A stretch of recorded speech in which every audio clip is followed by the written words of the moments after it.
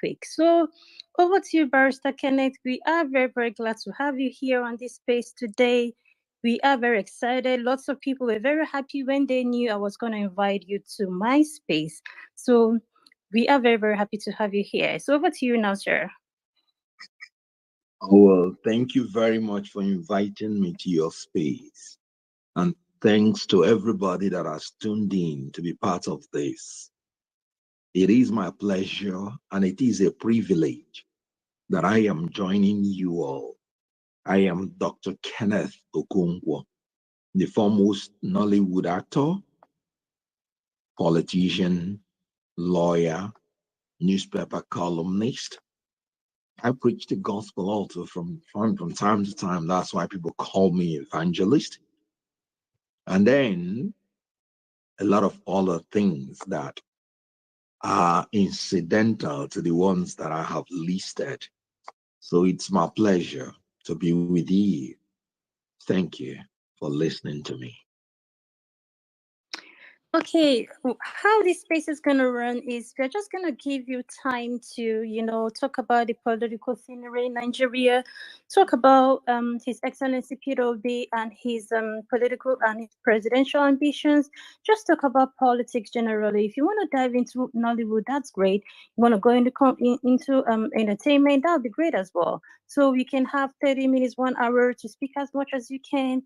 After that, I see lots and lots of people requesting for the mic already. So while Dr. Kennedy is speaking, I'm going to start bringing people up. But please do well to ensure your mic is muted when you come up here so you don't cause interferences. So mute your mic once you come up here until I start passing the mic around. And again, guys, do well to share the space. Share it as much as possible, as wide as possible. Lots of people have been looking forward to this space. And trust me, I know you don't want them to miss it, right? You don't want to be the one telling them about this space after here. So do well to share it far and wide. So over to you now, sir. Oh, well, we are actually talking about Nigeria. And we are talking about the possibility of a new Nigeria. But before I move into a new Nigeria, let us recognize that Nigeria is one of the most blessed countries in the world.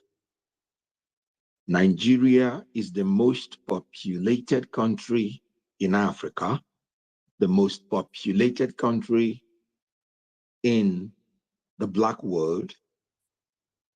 It is the largest economy in Africa. It has a land area of about 923,728 kilometer square landmass. 923,768 kilometer square landmass. It has a coastal line of about 853 kilometer stretch, making it a potential maritime power. Our abundant land area gives us the power for agricultural, industrial, and commercial activities in abundance. Just for the matter of comparative analysis, Netherlands has just a total land area of 41,543 kilometers square. And in 2021, Netherlands had 46.1 billion euros as the agricultural output for the year.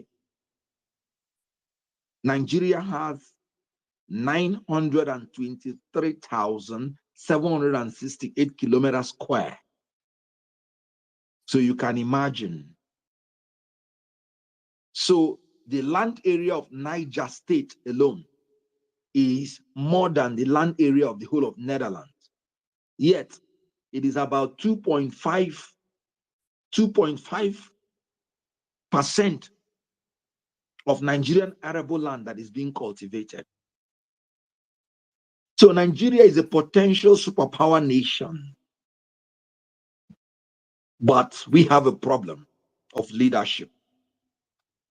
It is so glaring that Nigeria is bearing in its shoulders the destiny of Africa, the destiny of its citizens, and the destiny of all the Black people in the world.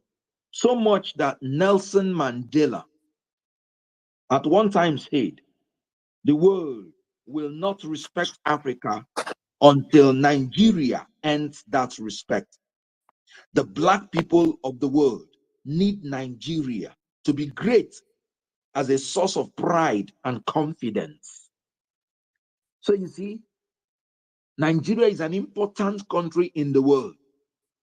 But unfortunately, this important country of the world has been lagging behind to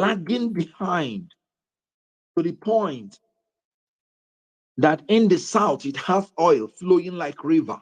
In the north, you have milk, abundant cattle giving milk, flowing like river.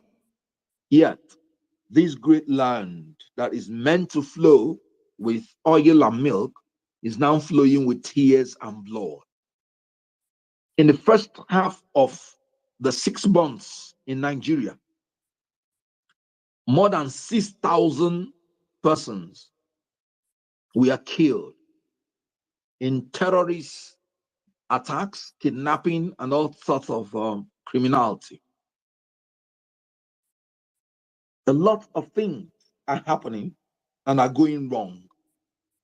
You can't travel by land freely because you will either be killed, kidnapped, or robbed. You can't travel in the air because it's becoming increasingly unaffordable. The airline industry are closing. And when the government purportedly wanted to float its own airline after spending billions, after fifth attempt, the airline still has not kicked off. I want you to know the dangers of bad leadership. And you cannot travel through the train because after the kidnap of some people, when the train was derailed, the railway was grounded. And the country, after about 7 months, have not still delivered those people that were kidnapped. Do you know that Americans came to Nigeria to deliver one of their citizens that was held hostage in Niger State? But after about 7 months, the present government could not deliver the victims of terrorists taken from the train. They were trekked into the forest and they know where they are. But because of their incompetence, because of their incapacity, they cannot do anything to help Nigeria. So they have failed. I could go on and on and on, but just because of time, it's important that these leaders have failed. So Nigerians are yearning for a new beginning, for a new Nigeria. They are looking for good leaders. They are looking for men of capacity, men of courage, men of content, men of creativity, men of commitment, men of consistency, men of character, men of convictions, men of courage to deliver us from this obvious bondage that we have found ourselves in, entangled in the unfortunate trap of bad leaders. So we have been governed by PDP for the initial 16 years. And the PDP adopted the maxim of share the money. And even now, as an opposition party, they are still sharing the money. You can see what is going on in their party. 5 NWC members are accusing IU, the national chairman, of sharing money to them, which they don't understand the need. They believed he wanted to bribe them to do what they didn't want to do, and they returned the money. I'm talking as PDP today, as opposition party. You can also hear that the national chairman of PDP took 1 billion naira from people under the pretense that he wants to use it to organize the convention, and that money did not enter into the PDP account I'm talking about today. And we were told that the presidential candidate of PDP was aware of this, but did nothing. So it's a party that is known for corruption. They have apologized to Nigeria, but rather than repenting from their corruption, it looks like they have multiplied in their corruption. So they are not an option. Then we have the APC. APC has multiplied the corruption of PDP to the point that the wife of the president, current president, is now apologizing to Nigerians, admitting that the government of her husband has become the government of pain, suffering, difficulties for Nigeria. One person alone, the accountant general of the federation, who ought to be the person keeping charge of the money, was alleged to have taken 109 billion naira. He's facing trial. But a system that could not dictate the people keeping the money, taking up to that amount before they are discovered, is a system that is in urgent need for reform. And you see, these parties have also made terrible choices in terms of their presidential candidates. You could see how the APC made a choice of a candidate that is unwell, a candidate that is sick, a candidate that is feeble, that goes to courtesy visits and falls asleep. And from that courtesy visit, he's now in London resting for doing nothing, just resting because he's tired. And then he now chose another Muslim to become his vice president in a multi-religious, multi-ethnic nation. And we just had a Muslim who had finished the 8 years in office, and then he himself is a Muslim, he chose another Muslim to be his vice president. And Nigeria presently has a Muslim Senate president, Muslim Speaker of the House of Representatives, Muslim Deputy Speaker of the House, Muslim presidential candidate, Muslim vice presidential candidate. And so we are saying that we cannot go on that trajectory.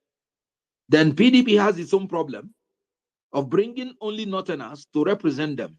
Muslim Northern presidential candidate, Northern national chairman of the party, Northern DG of the campaign, Northern Mr. A, Northern Mr. B.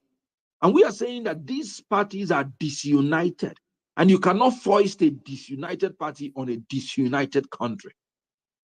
So what we are doing now is that we are saying that Nigeria needs a new beginning.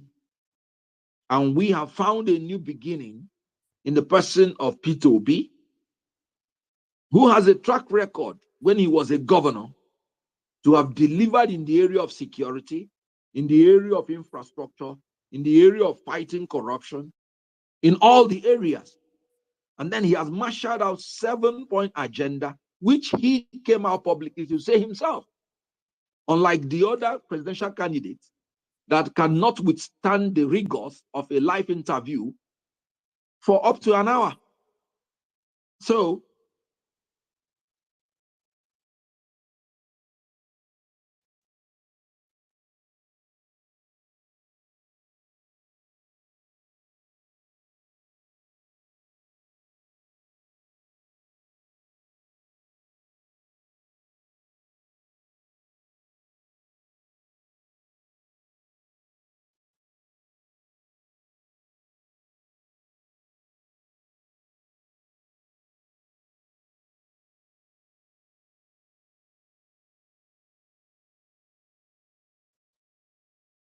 Bluetooth connected.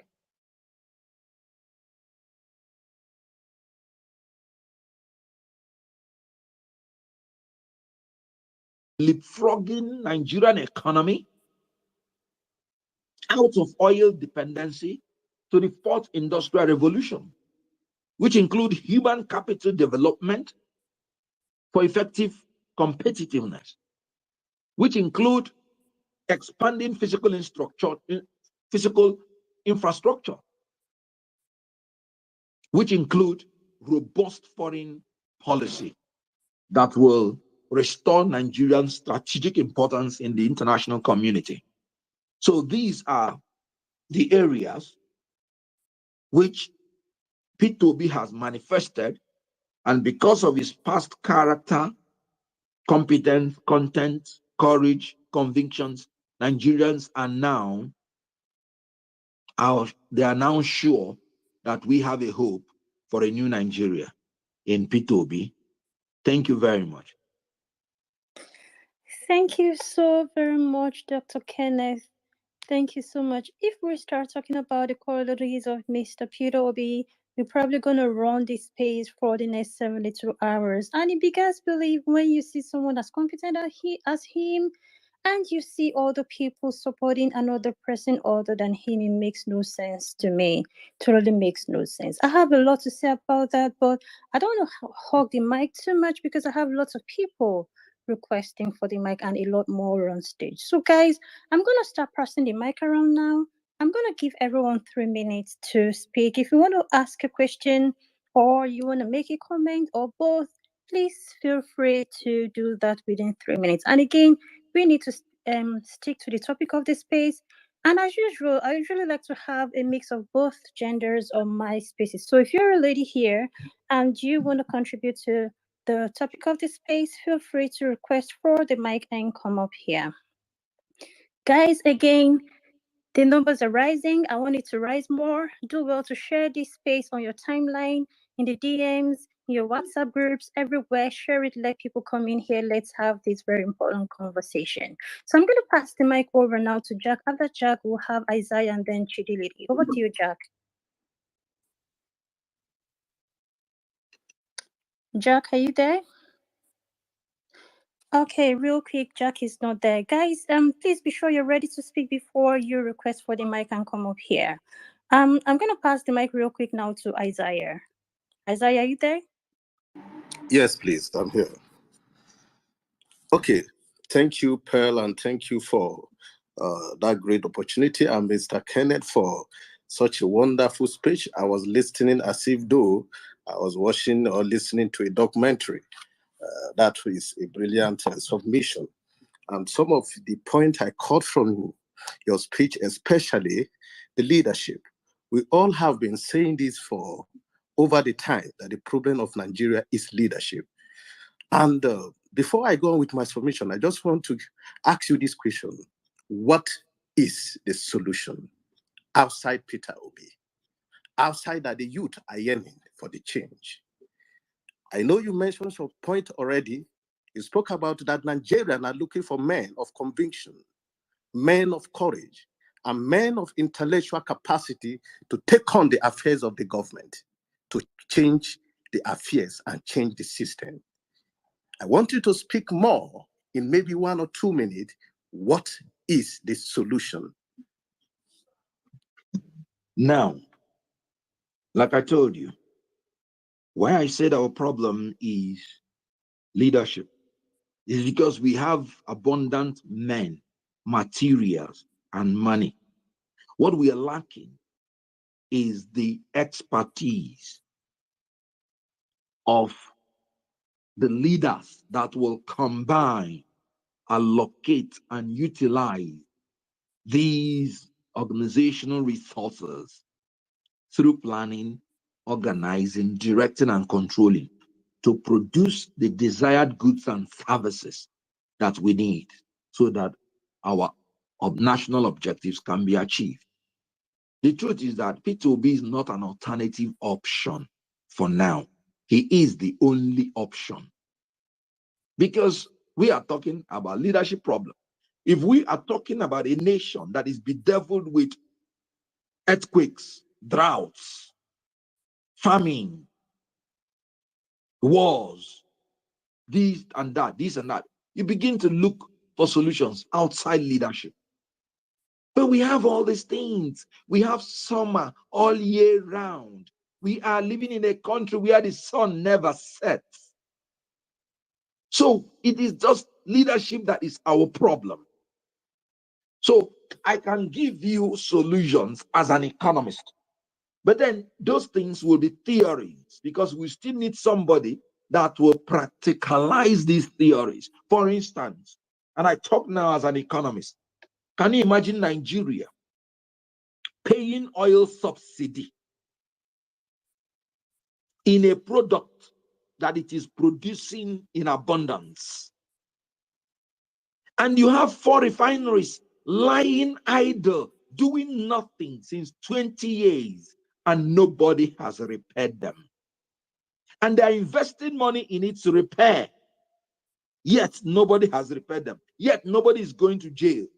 Do you know that there are workers pretending, working for all those refineries that have been paid for 20 years, doing nothing? Meanwhile, ASU, the Academic Union of Universities, they have been at home for 7 months. The government has not listened to them. What will it take? You're spending money, wasting it on what you don't need. Purportedly, you said you are sharing money to poor people. A lot of non-existent schools. You said you're feeding their children, wasting billions of dollars. Yet, you are paying trillions in oil subsidy to another country, building their infrastructure, Now, this government does not even have money to service its debt. It is borrowing all those money, consuming it, not using it for production. So you see, it is sad. And that's why I say our problem is leadership. And that's why I said there is no solution outside having a great leader. So our only hope now is to bring a man that can do these things, because every Nigerian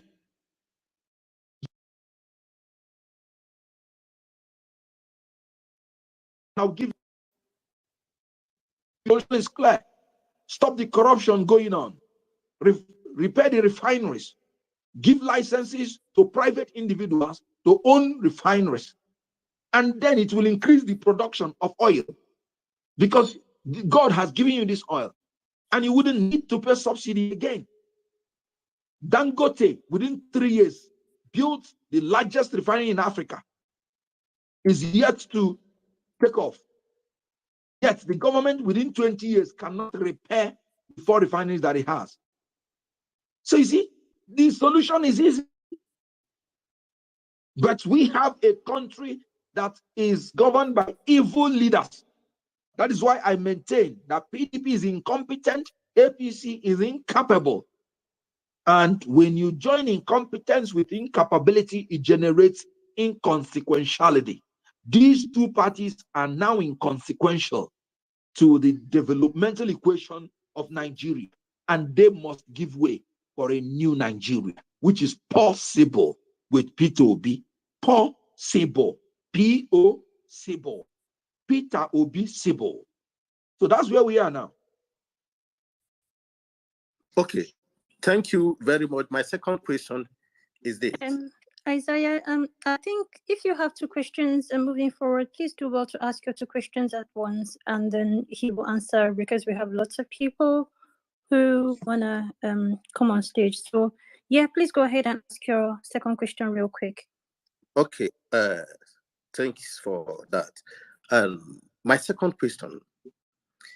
Assume Peter Obi become the president of Nigeria in 2023. Something happened humorously with this government, and they decided to give direct allocation to the local government. to speed up infrastructural development and avoid some cut off from the state level. The whole governor came together under different umbrella of APC, PDP, ABGA, a Labour Party, and every other party united overnight and sued the federal government and won the case. I foresee such thing coming in if Obi become a president, because some of these people are see the same old cargoes, expired leadership since 80s or 60s that are still in the aims of power. What can he do? Number two, my name is ID Ijele, Isaiah Davis Ijele, a senatorial candidate for Kogi East for 2023 general election. And by the grace of God, I am persuaded I'll be the next senator for Kogi East. As a young person of 37, having taken this bold step with conviction, courage, to be a senator representing the Nigeria youth in the red chamber, what is your advice for me? Thank you, and I yield back. Well, the first question he asked is about the local government funds for which the governors are resisting that the federal government should not pay directly to the local government. You know, that's why Peter Obi is talking about legal and institutional reforms, effective legal and institutional reforms as one of his cardinal objectives. Because he knows that there are some areas for which these corrupt people are capitalizing to defraud the nation. Even if you correct that legal lacuna, because the framers of the Constitution wanted the federal government to donate the local government fund inside a joint account owned by both the state and the local government. And the reason they did that, they had the genuine reason why they did that. Because what they wanted was the federal government will put its own, the state government will put its own, and then the local government will now take all of them. Unfortunately, because of corruption, the state governors now started descending on the fund of the local government because it's a mightier partner in that relationship. So having found that, the federal government is now looking for a more ingenious way to transfer the money straight to the local government. But here is the problem. Even if you can transfer it directly to the local government, it is still the governors now, through the State Independent Electoral Commission, that has the right to organize the election that bring in this local government chairman. So they will still find a way to steal this money of the local government because they are the ones who are in charge of electing the local government chairman and removing them. So for me, there's a lot of legal and institutional reforms that is required in that area. And I'm so happy that Peter Obi has promised to do that. So in the case of you, a youth contesting, and you're 37 years old, please, which party are you contesting on? National Rescue Movement. I was a candidate before Obi defected to Labour Party. How I wish he came to my party, NRM.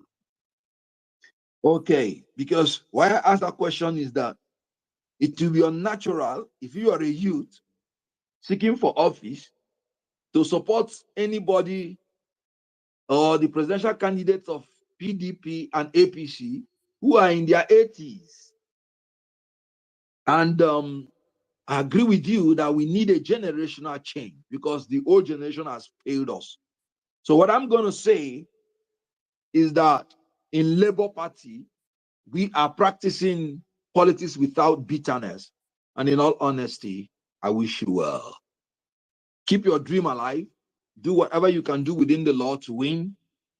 I wish you well. Thank you. Thank you very much, sir, for your response, and best of luck, Isaiah. So, real quick now, Jack is back on stage. I'm going to pass the mic over to him real quick, and then I'll take a little cue. Over to you, Jack.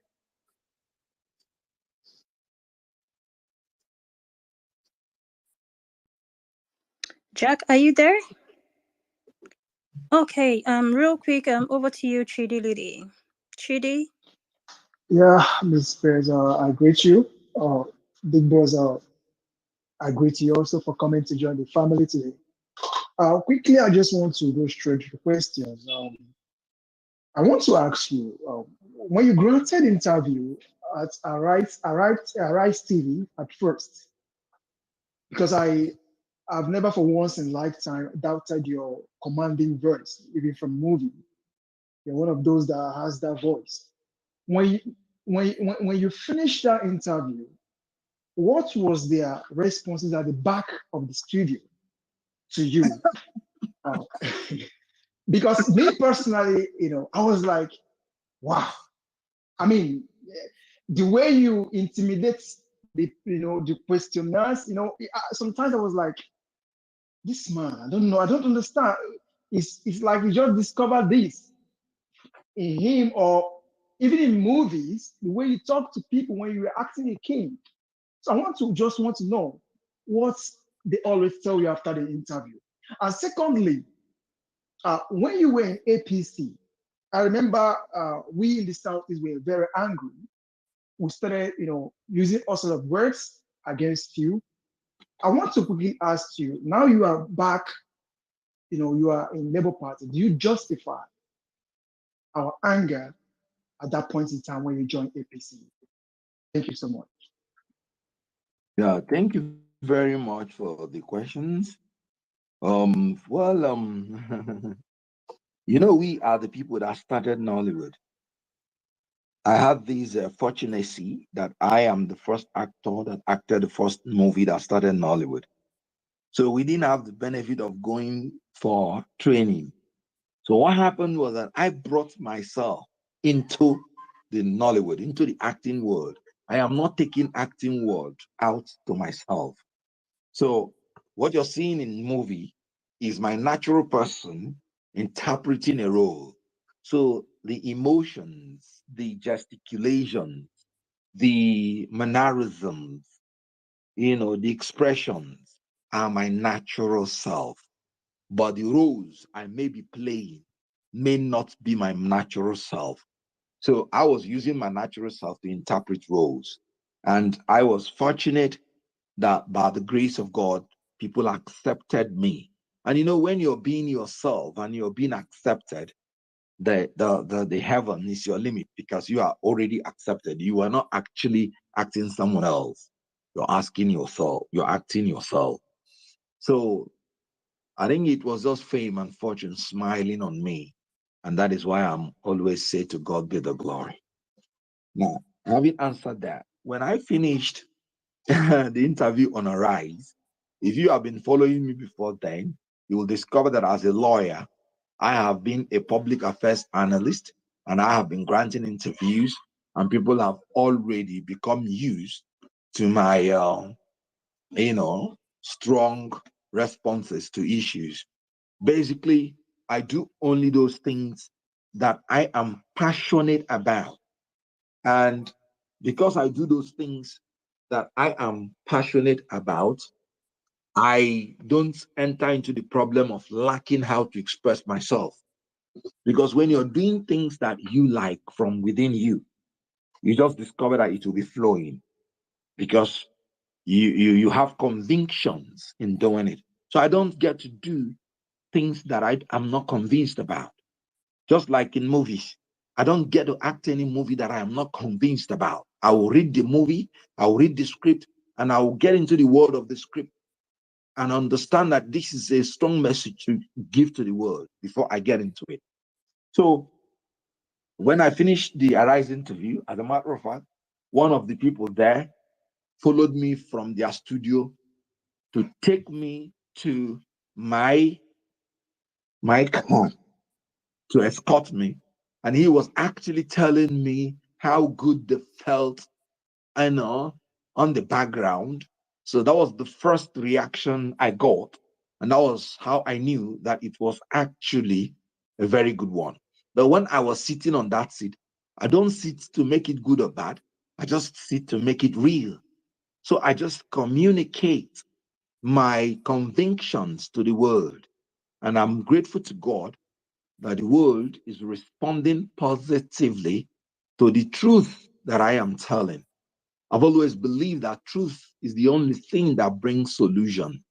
So I rather say the truth, even if it's going to make me lose positions, because you cannot do anything against the truth, but for the truth.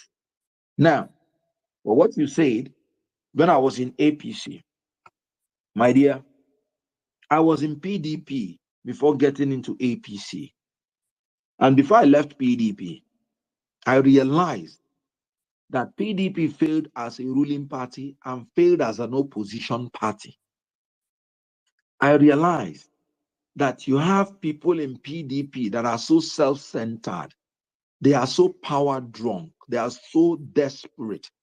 When I wanted to contest election, first and foremost, as a member of House of Reps, after paying our nomination fees, seeing that there are some very strong ones amongst us that could spring up surprises, they just called us one day and told all of us to step down. Zero internal democracy. I'm not the kind of a man that accepts anything that is wrong. I will fight. If I do not have the commensurate ability and strength to fight on that moment, because I'm a very strategic person, I'm not God. I realize that there are some battles I might not be able to fight. So I wait for the time that I have the strength to fight, but I must fight. I would not accept what for politics to be governed by men worse than themselves. I just cannot see a situation that is going bad and refuse to take a decision. History will forgive me if I take a wrong decision, but will not forgive me if I do not take decision at all. So we had only two alternatives. And by equity and justice, Nigerians have been practicing this issue of power stays in the north for 8 years, it rotates to the south for 8 years. Now, I was not part of the people that brought President Buhari to power. I was in PDP when President Buhari came to power. And now I said, by 2019, President Buhari will have 4 more years to stay in power. PDP could not get its acts together. These people now claiming to be in charge of PDP, they walked out on President Goodluck Jonathan in the open field, humiliated him, joined APC to defeat PDP on the excuse that it is the turn of the North to produce the president. Now, these same people now, when they could not hijack APC,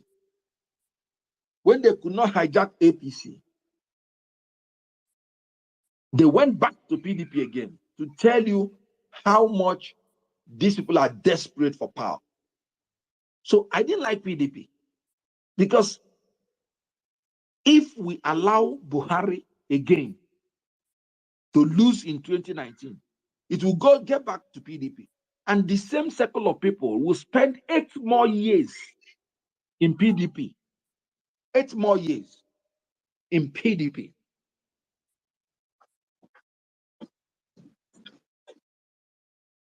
Instead of 4 more years, meaning our hardship will continue to expand. So I told people, I am going to leave PDP.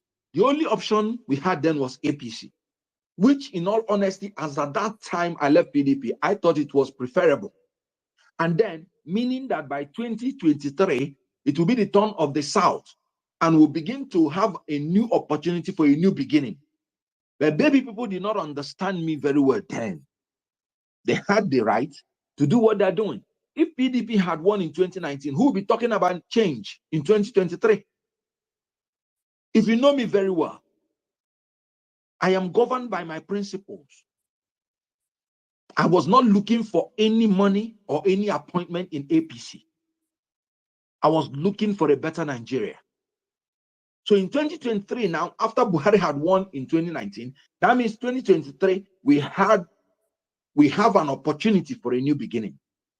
And checking now all the things that we have available, I am convinced that Peter Obi is the best that we have now, that will satisfy all the yearnings of the people. People who are looking for equity and justice will be satisfied in Peter Obi. People who are looking for competence, character, and capacity will be satisfied in Peter Obi. People who are looking for a new generation, a more youthful generation, will be satisfied in Obi.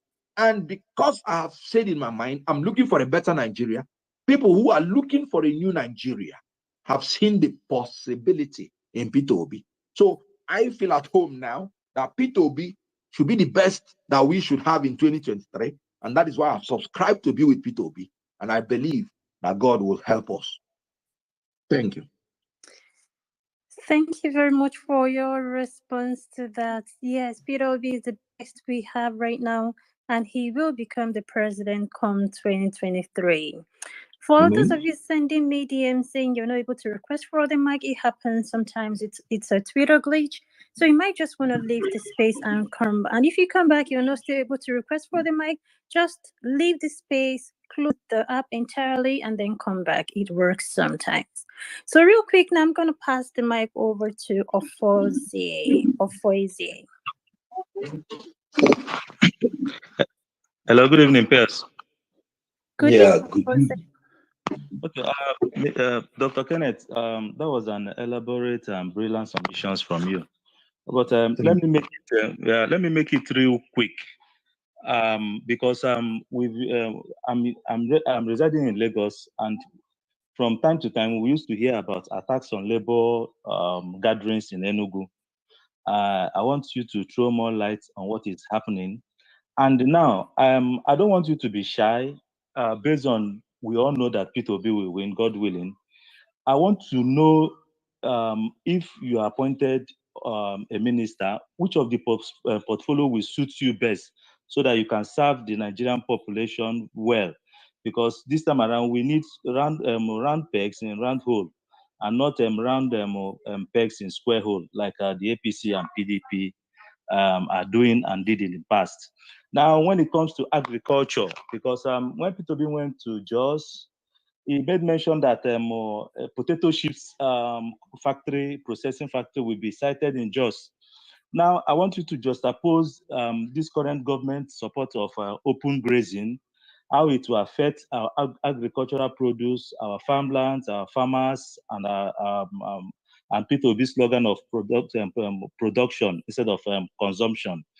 And again, we know that the new electoral act, though relatively improved, but not yet what we desire. By 2027, God willing, we'll have new electoral act. So I want, because if we really have a new electoral act, people like the evil twins in APC and PDP will no longer show their ugly faces to contest for election, because the monetary inducement, the rigging machineries, probably this would be new electoral act in 2027 will seek to address all those anomalies. Now, I want to respond to Isaiah Ijewele, the 37-year-old man that is trying to run for Senate.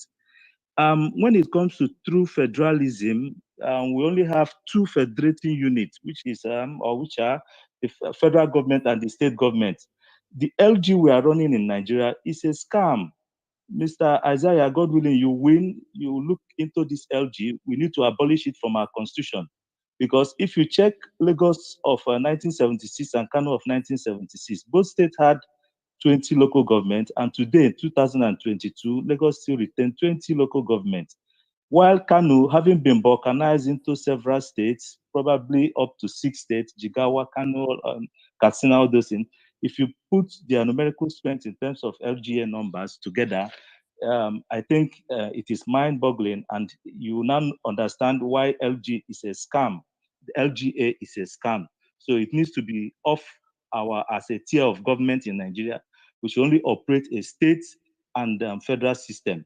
The state can now decide how they want to administer their state. If they want it to be a mayor level, if they want it to be LCDA, if they even want it to be CDA, it's up to them to choose the kind of administration that suits their leanings.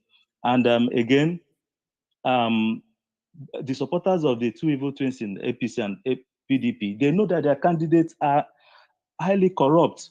So when God forbid, if any of these candidates find himself in Aso Rock, they won't be alarmed seeing monkeys and baboons swallow money. So we are used to these anomalies, and it no longer alarms us.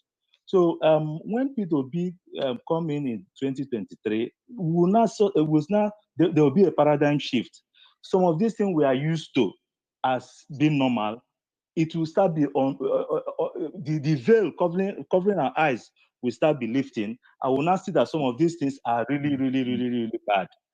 Mr. Kenneth, I hope you got all my questions and submissions. Let me stop for now. Thank you. Okay. Well, I want to pretend that I got all of them.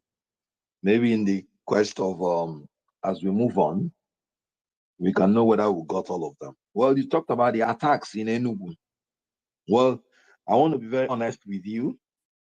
Those attacks reflect the insecurity, general insecurity in Nigeria, and the incompetence of this government, federal government, who is claiming monopoly of the security forces, refusing to grant states the power to use state police, but yet cannot adequately secure the land and breadth of the Federal Republic of Nigeria, and is turning back to blame the people of the Southeast for the insecurity in their zone when you cannot allow them to bear arms and you cannot defend them. You know, it's really very shameful. This government has failed to secure its people and is turning back to blame its people that it does not allow to bear arms on why they are not defending themselves. So the criminality in the Southeast have been perpetrated by the unknown gunmen.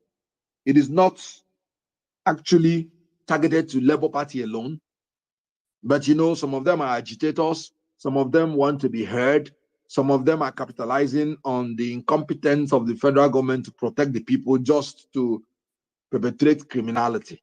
Then, of course, some of them are political talks. It could be from the opposing parties that are scared about the popularity of Labour. So all these things put together, it is still the fault of the federal government not to have adequate security to protect people, because people are not allowed to take laws into their hands. If you check the Labour Party, it's a party that has zero tolerance for violence. Look at all the marches that we have been doing in Nigeria. As many as they are, nobody has been hurt. No property has been damaged. No two people have been fighting. When we did the one we did in Abuja, I was shocked. I was walking in the midst of these youths. They did their own security barricade around me, organizing themselves. When two people get into any altercation, before it degenerates into a fight, you will see everybody around them shouting, no, no, no, obedience, don't fight each other. And you will see them embracing each other as brothers, irrespective of their religion or ethnicity. I was saying in my mind, this is a new Nigeria. One of the people, one of the young guys walking by the side, his money fell. And everybody was calling him, come, come, come and take your money. Obedience, do not steal. And I'm like, excuse me, is this still Nigeria? And as you see millions walking, they organize themselves. They will come to the venue of the rally. They will organize themselves on the stage. Whoever is told to stay somewhere will stay somewhere. And at the end of the day, they will go. And you know what? Not even a bottle of water. When we were walking all those things, it was two people that I saw bringing pure water of their own in case anybody is fatigued. Do you know what? Nobody rushed the water. Nobody fought for it. Do you know we were trekking from the Unity Fountain to the city gate, nobody talked about what to eat or drink. The young ones so carried, they were the ones now asking me, do you want to take anything? Do you want to take any water? I had water with my PA by my back. I refused to take anything until we finished the rally because I was so encouraged by these young men. And I felt they were looking at me, reading everything I'm doing. And the leader sets the temperature of everything. And I was marching, all of us, we are marching in joy, in unity, in solidarity, in health. And I'm telling you that when we finished the rally, everybody knew that we are in a new Nigeria. So the attacks in Enugu is unfortunate. It is as a result of the incompetence of the security forces, and it will not deter Labour Party. It will not deter the obedience. We will continue to march. And in this march, there will be no reneging, there will be no balking, there will be no retreat, there will be no surrender. We will continue to march until we march ourselves to victory. The second thing you talked about is about agriculture. And you said, when Obi visited Jos, he promised to establish a potato processing plant. The truth is that Obi, as you know, is a man that started becoming a trader at the age of 9. When he was in primary school at that age of 9, the father died. So he started selling kerosene. He would buy from wholesalers. If you were in the Southeast then, he would use small bottles to start retailing them. By the time he got to the secondary school, he was already going to another state to buy eggs, going to farms, buy those things to come back to Onitsha to sell to fast food joints. By the time he got to the university, he was already traveling to England, buying televisions and everything, selling. He was already a multimillionaire. So what I want to tell you is that you are talking about a man who, when he sees any opportunity, he knows to transform it into something else. I told you that one of his policies is to ensure production-centered growth that will ensure food security. He is also thinking about leapfrogging Nigeria out of oil dependency to the fourth industrial revolution. He is going to do this. And each state, he's identifying their source of strength. If you have been to Plateau State like myself, you will see potato growing like grasses. So what Obi is going to do is that in each state, he will identify the product that the state has comparative advantages over. And he will establish industries that will process such products in order to give us the revolution that we need. There is nothing strange about strong currency. Strong currency is predicated on strong economy, and strong economy presupposes an industrial productive base and a steady export market. So Obi is simply saying that if we are going to have the industrial revolution, we are going to move on the trajectory of identifying our strengths in every state and working on all those our products in order to be able to be exporting refined goods. So that's about the agriculture and what will be said about citing potato processing plant in Plateau State. Well, when you talked about the Electoral Act, you said if we have Electoral Act, we already have one. And it is the new Electoral Act that was used in Osun State. And you saw the election in Osun State. When the people who thought they were owners of Osun came to Osun, they were defeated by the new Electoral Act. And they learned their lesson. There is only one human being in the whole Nigeria that does not like the new Electoral Act. And his name is His Excellency Bola Ahmed Tinubu. And he made it clearly. He said it clearly. When he lost in Osun State, when he was denied of the ability to use his bullion van to manipulate the elections of Osho State, he turned around and said the new Electoral Act is going to destroy our democracy, that we have to do something against the new Electoral Act. With profound respect to him, the new Electoral Act is not going to destroy our democracy. It is going to destroy his ability to manipulate our democracy. So the new Electoral Act is what we need now, and that is what we have now. And that is why we are sure that both PDP and APC, of course, coupled with our vigilance, because eternal vigilance is the price you have to pay for democracy. Coupled with our vigilance, we are sure that the new Electoral Act will ensure a new government in Nigeria, led by Peter Obi.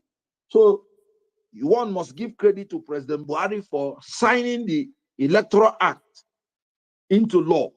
So we are also urging him, even if that is the last honorable thing he will do, to ensure, as he has promised, to conduct a free and fair election that will usher in a new Nigeria, which is Peter Obi Sibyl. So a new Nigeria is Peter Obi Sibyl. I want to believe that I have answered these questions, and I proceed to wait for more. Absolutely. Thank you so very much, sir, for your response. A new Nigeria is possible, is Peter Obi Sibyl. And Inkem, welcome to the stage. And I sent you a DM. If you want to check that, that'll be great. And please, guys, I'm going to make an appeal. If you have a question, do ask, be very brief about it, because we have lots of people waiting to come up here, and we have lots of people on stage already.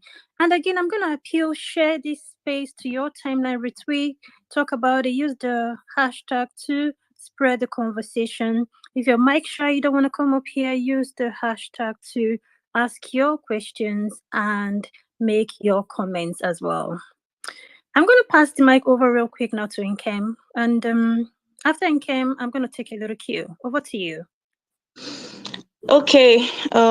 Thank you so much, Pels. Thank you so much for this space. Good evening, everybody. Hello, Mr. Kenneth. It's an honor to finally get the opportunity to speak with you. So I have 4 questions. My first question is this: like, since you joined the Labour Party, how has it been for you? Like, have you received any form of attacks from the former party you were in? Like, because you have been very vocal in this movement. So if you could just share that with us. That's my first question. My second question is, most of your colleagues, a lot of them are supporting the politicians who put us in this mess, you know, and a lot of us feel that Nollywood has come a long way. And looking at the situation of things, looking at the precarious situation we are in currently in this country, we feel like a lot of them should know better. But apparently a lot of them are pitching their tents with the same politicians who have messed up our country. So, like, I would just like to know your thoughts about that. That's my second question. Then my third question is, in your private capacity, like, what are you doing in your private capacity to push the movement? We know that you are doing a lot. We see you a lot on TV, selling Peter Obi and all. And sir, I must say you are doing an amazing job, and we really, really appreciate you. But if you can just tell us what you are doing, like, privately on your own, how you are pushing the movement, it will be really, really great. Then my last question is, a lot of us have a lot of us have heard you speak on TV, and you know, we are amazed at your knowledge of Obi and the movement, and we will actually like you to be a spokesperson. A spokesperson, yeah. So and I also like to know if you're, like, going to be on the campaign trail. Yeah, so those are my questions. Thank you. All right, I appreciate your questions. Thank you. Well, like I said, I'll take them one after the other. The first is like, have you received any attacks from your former party? Like as I've always said, my loyalty is to Nigeria, not to any political party or to any individual. What informs my joining an association is the definition of what I want to do for them, not what they want to do for me. So you discover that we should be asking ourselves, what shall we do for our country, not what our country will do for us. Remember John Fitzgerald Kennedy of America. So when you are in a party and when they remember that when you were with them, it is only very great things you have done for them. It will be difficult and you did not ask them for anything. It will be difficult for them to attack you. As a matter of fact, the truth is that they are missing me. All the ones that have called me, they've called me, they have apologized. Oh, where are you? You should come back. Oh, please, this, and that. I don't want to say a lot of things they are telling me, but they also know that I'm a determined person. But one thing they know is that they know that my interest is in Nigeria, and it will be difficult to convince me when I have found an alternative that I am sure will be better for Nigeria. So there is no attack that anybody can give that will even make me to consider what is not right.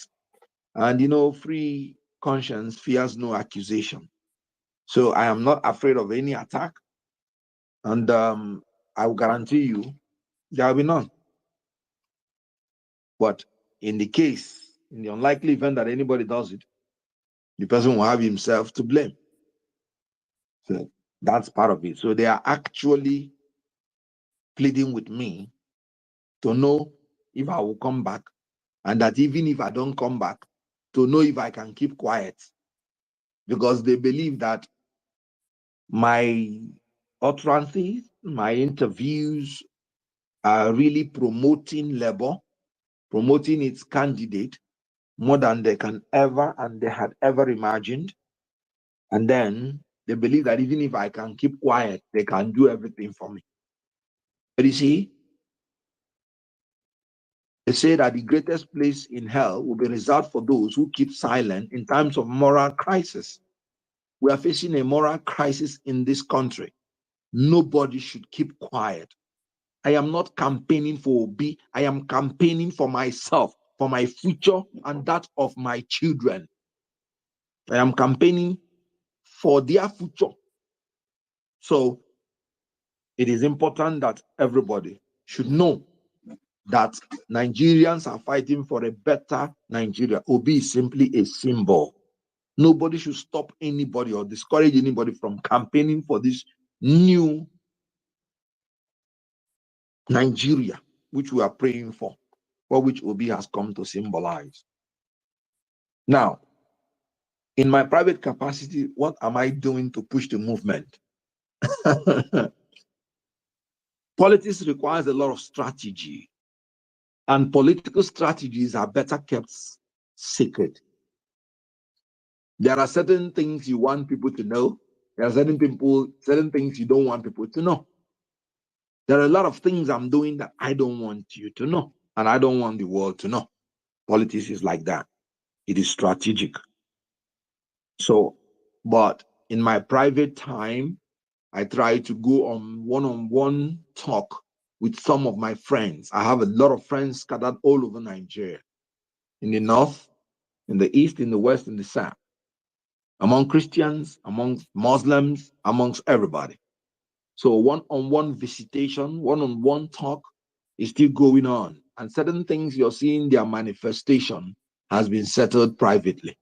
So certain things in politics, especially those ones that are done in private capacity, they are required to be secret, and they should be secret.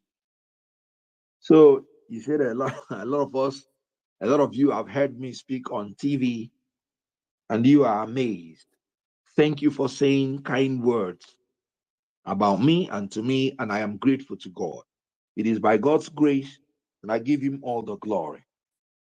So I know that all the people that are obedient are not interested in what they will be made, in the capacity that they will be recognized. They are doing it for their own conviction for a new Nigeria. So I am not lobbying for any post. I am not interested in any personal aggrandizement. I love my country that has been so good to me. I love the people of Nigeria that love me so much that the love they displayed for me when I acted living in bondage was what started the Nollywood. So you can imagine such love that people will bestow on you, seeing you on screen. I feel obliged that whatever I'm going to do to better their life, I would do it. Now that I'm seeing a prospect for a new Nigeria with this man, Peter Obi, I feel obliged to do everything I can do that will make it possible for him to be president, so that these people of Nigeria that have been so good to me, so caring, so loving, will have a better life. So I believe these are your questions, and I believe we have answered it to the best of our ability. May we proceed. Thank you very much, Dr. Kenneth, for taking your time to answer that question elaborately. Welcome, Inkem, again to the stage as my co-host. And I'm going to pass the mic over to you now to do your thing. And we have lots and lots of people wanting to come up here. So for that reason, we are going to stick to maybe 2 minutes for everyone to ask their questions or make their comments real quick. And again, guys, keep sharing the space. Share as far as possible, as wide as possible. Tweet about it on your timeline using the hashtag, and even send to people in their DMs, even on WhatsApp, on Facebook, everywhere. Invite people to come. Let's all have this conversation with this very wonderful personality with us here today. So over to you, Nkem. You have the floor. Okay, can you hear me? Just to be sure, can you hear me? Yes, I can. Okay. So let's have another speaker. Julian, are you there? Yeah, I am. Hi. I'm here. Okay, go ahead. So, nice to meet you, Mr. Kenneth. Yeah, thank you. Good day. And good evening, everybody on the space. Hi. My question is, you talked about your strategies and how you like not to share it with the public and everything. But some of these strategies are very important, especially to people who are really concerned about what's been unfolding to some certain extent, having a strategic background and stuff like that. It would be nice to at least put some things out, so that the public is not completely unaware about some of the few things that you're thinking about. Because one of the things that I noticed that a lot of we need to work on too as well is organization, right? And direct communications too as well. As much as it's looking like it's looking nice and rosy, the communication gap is okay. So do you have anything in place right now that's been put together by maybe some of your members or friends in your industry or outside your industry that has great admire that has good admiration for PO, and like for instance your different celebrities who can disseminate information at a quicker rate online on their handles, so people can understand a few things. For instance, PO came up with a campaign.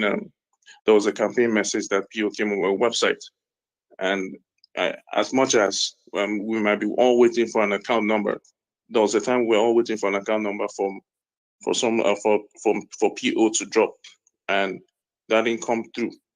I, in my own way, believe that this should be that account number.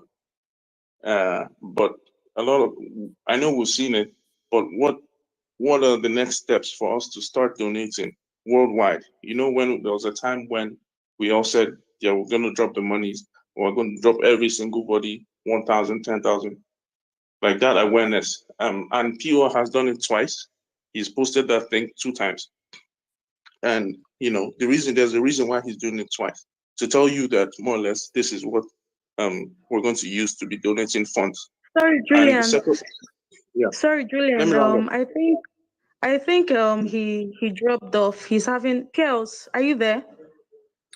Yes, I'm here. I'm just trying to bring him back up now. Yeah, so Okay. might just want to wait a little bit. Okay. Let me bring him back. Yeah. Okay. Okay, Julian, you can continue with your question.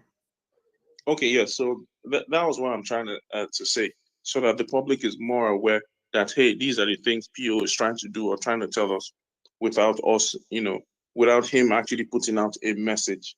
You know, those types of strategies are very important in organization. Yeah. Please, Hello. yes, yeah, sorry you dropped off a little bit, but glad to have you back here. Yeah, Can you hear me? yeah. The last speaker. Yeah. Immediately he came in. Can you hear me, Mr. Tan? Yeah, immediately you came in, you were cut off. So you'd have to start all over again. Okay. Let me be quick. What? No problem. It's fine. What are the measures that you have in place for communication, right? For your friends, the people in your industries, etc., in order to lead the public to Sorry. Sorry. The first thing I heard you say was that some of my private strategies, I need to make them known. That was when I lost you. Okay. So you can proceed from there. Yeah. Okay. I was asking, do you from the strategies that you have, right? Do you have more or less like a method that people can use to communicate? For instance, you having a coalition or a group of your fellow celebrities or your fellow politicians that can disseminate information at a quicker rate, especially people knowing the fact that not every one of us is as politically strategic as we should be. For instance, when PO came up with the campaign website on, I think he tweeted it twice. Exactly. I think that is supposed to be the account number that we all were waiting for. People in the diaspora, people in Nigeria, everyone all over the world. Is there a way we can have those indirect forms of communications from you guys to tell us that, oh, this is what he's trying to say, or this is what he's trying to do? And then 2 is, there's an outreach block, I think, that we need to really work on. The people in the north, both the core north and the Muslims, I think that there's certainly needs to be more improvement in that, because from what I can see, there's a little bit of ethno-religious kind of like push to these things. So I would really love it if we can focus more on those things, so we can have a better Nigeria. Yeah. All right. Well, if I can understand your question, you were talking about the private strategies, how we can be communicating more effectively. Like I said, we have a lot of channels of communication. If you can recall, the other speaker was telling me about private strategies. He was not talking about the strategies that are known. As the speaker acknowledged, they see me on TV, they hear me, you are hearing me now. It's part of the strategy. So these are public strategies. But anything that politicians decide to do in the private, it's because it requires privacy. It's not every strategy that you want to adopt that you make public.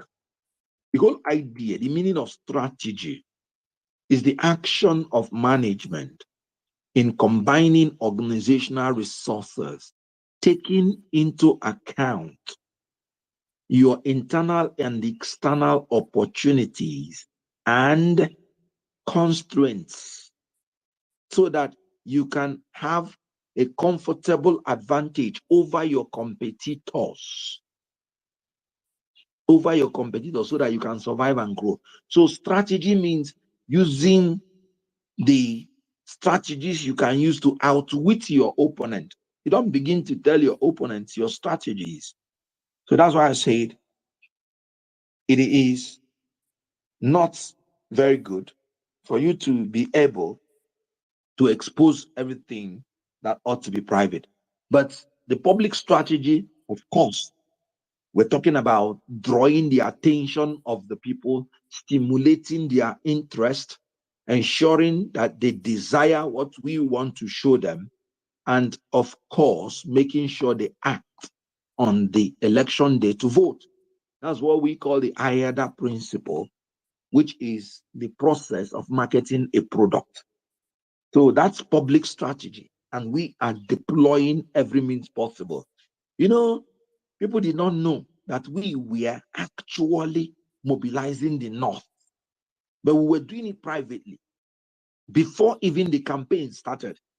So when the campaign now started, all those people that were saying social media, this and that, you are seeing matches everywhere, north, east, west, south.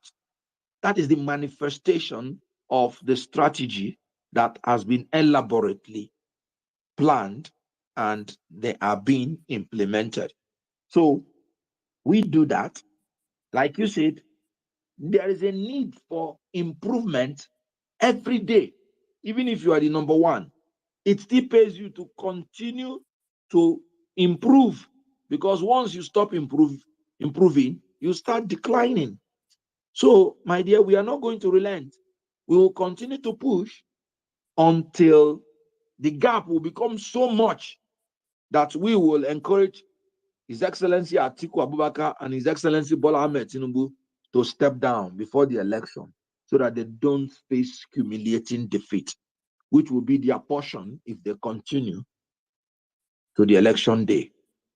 So, may we proceed? Sure, thank you very much for your response. Nkem, I think I lost you as a co-host. I'm gonna take you down and then send you an invite again because I can still see you on stage, but for some reason it's showing that you're hanging. So real quick, I'm gonna pass the mic over to a lady. Ifoma. Hello, Ifoma, how you doing? All right, thank you so much, Pearl, for the opportunity. Good to be here. If you can hear me, I will just go on. Can I proceed? Yes, you can, but if you want to just increase your voice a little bit, that would be great. Is it better? Yeah, are you using any sort of listening or speaking device? No, actually. Okay. All right, go ahead. Sorry about the troubles. So yeah, thank you so much for the opportunity, and also to Dr. Kenneth Okonkwo. It's really a huge delight to hear you speak. I'm a huge fan.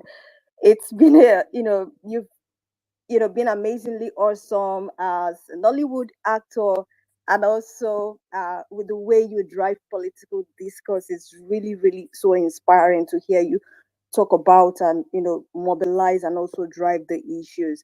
I'm going to speak on two things because you mentioned one of them. One is just a comment, and then the other one on women's political participation. The first one is around local governance, because I think initially you sort of responded to one of the questions someone asked. So I really appreciated your explanation around that, and that's why I have a comment, because as someone who has sort of followed local governance in Nigeria, to be honest, I do not doubt that Mr. Peter Obi will really do amazing things when it comes to local governance reform, considering that he did that as a governor in Anambra State. I think I remember in 2014 as a graduate when he commissioned about 20 councillors as at then, if I'm correct.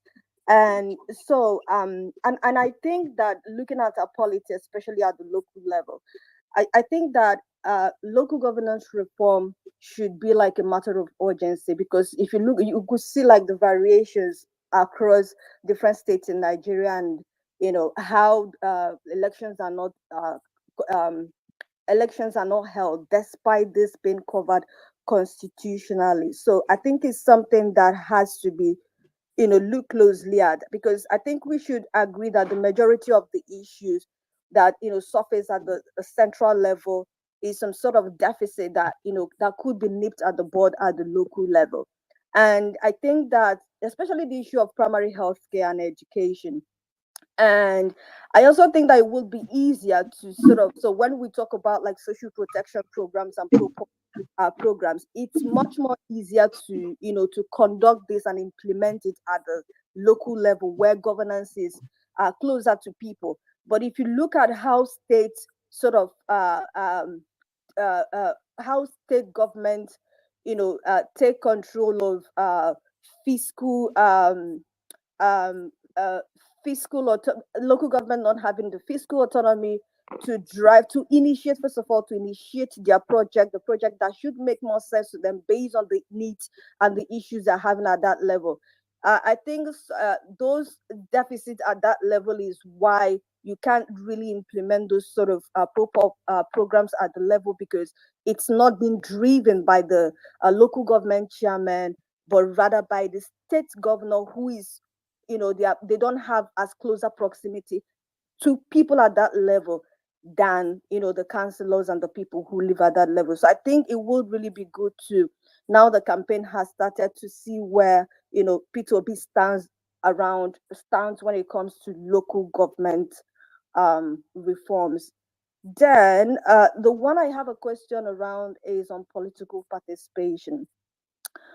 And I really want to maybe hear what you think about the undecided voters, because I think that a block of the people we call undecided voters are made up of women. And I probably have my reason for saying this, because I know women, comprise of approximately 49% of our population. And I was just going through the TL today, and I saw a video of a woman, a small scale, woman, and people were trying to approach her, and she was sort of saying that she, can only exchange her vote when money is involved. And I think it shouldn't come as a surprise, because for the longest time, our political participation has prominently been dominated by a clientelistic, approach. So we see that during the last election cycle, where people are being, induced by money, and people are taking this money. And I'm not defending them, but these are some of the realities on ground due to poverty and resource scarcity. And I'm also saying this because women have grossly been underrepresented in our politics, and also in harnessing economic opportunities. So it would be good to see, maybe if you have something to share on where he stands on this, because inclusion is also very, as we talk about ethnic representation, which is one of the things you spoke about initially when you started. You talked about religious representation, and why it makes more sense for this to be sort of all peoples and all religions to be included in how we configure who represents us at that level. If you could also maybe just providing a background around why I think this should be a burning issue at the front burner of the of the campaign agenda, is because if you look at some of our extant laws, rather, I'm sorry to interject, Ifuma. Do you just want to land in 30 seconds? Of course. So I'm just citing the Labor Act and also the gender bill that has been recently thrown out of the Senate. I think this should be some of the things that really people would want to know ordinarily. So I don't know if you have anything to say about that. Thank you. Thanks, bro. All right. Thank you for joining us and for your brilliant questions. Hello? Yes, we can hear you. Yes, sir, we can hear you. We can hear you. Okay. There's no one app that's saying Twitter is not responding. Well, if you can hear me, then the first thing she said was more like a comment on.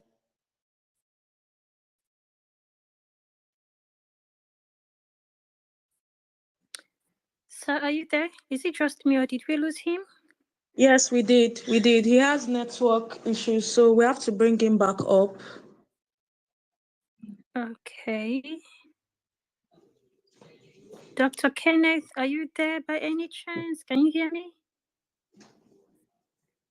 Okay, maybe I should just take him down and bring him back up. What do you think, Kim? Okay, yes. Yes, I think that will be best.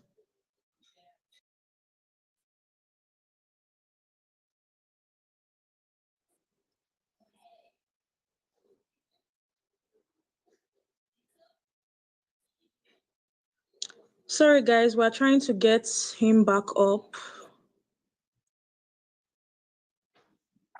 Yeah, I just sent him an invite now.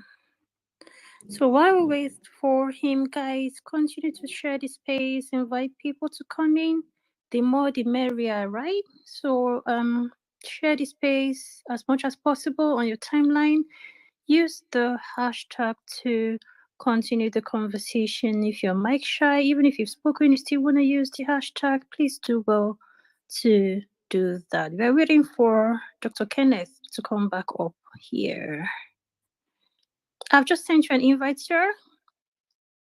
Or you might just want to request for the mic again, and then I'll bring it back up.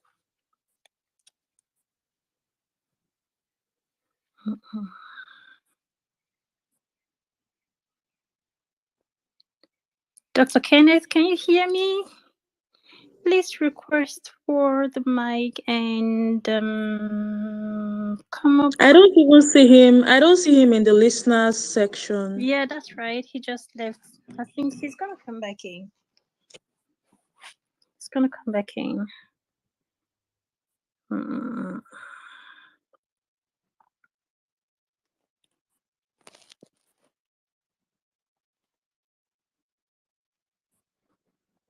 Guys, please just be a little bit patient. You know how the Nigerian network works, so trying to bring back Dr. Kenneth into this space. And for the records, this is his first time of being on a space. He's never been on any Twitter space before. Oh, okay, apart from the trial one I did for him some days ago, just for him to have a feel of what Twitter spaces are like. Prior to then, he had never even known what a Twitter space is like. So it's really great for this space to be the first one, quote unquote, when he's been on.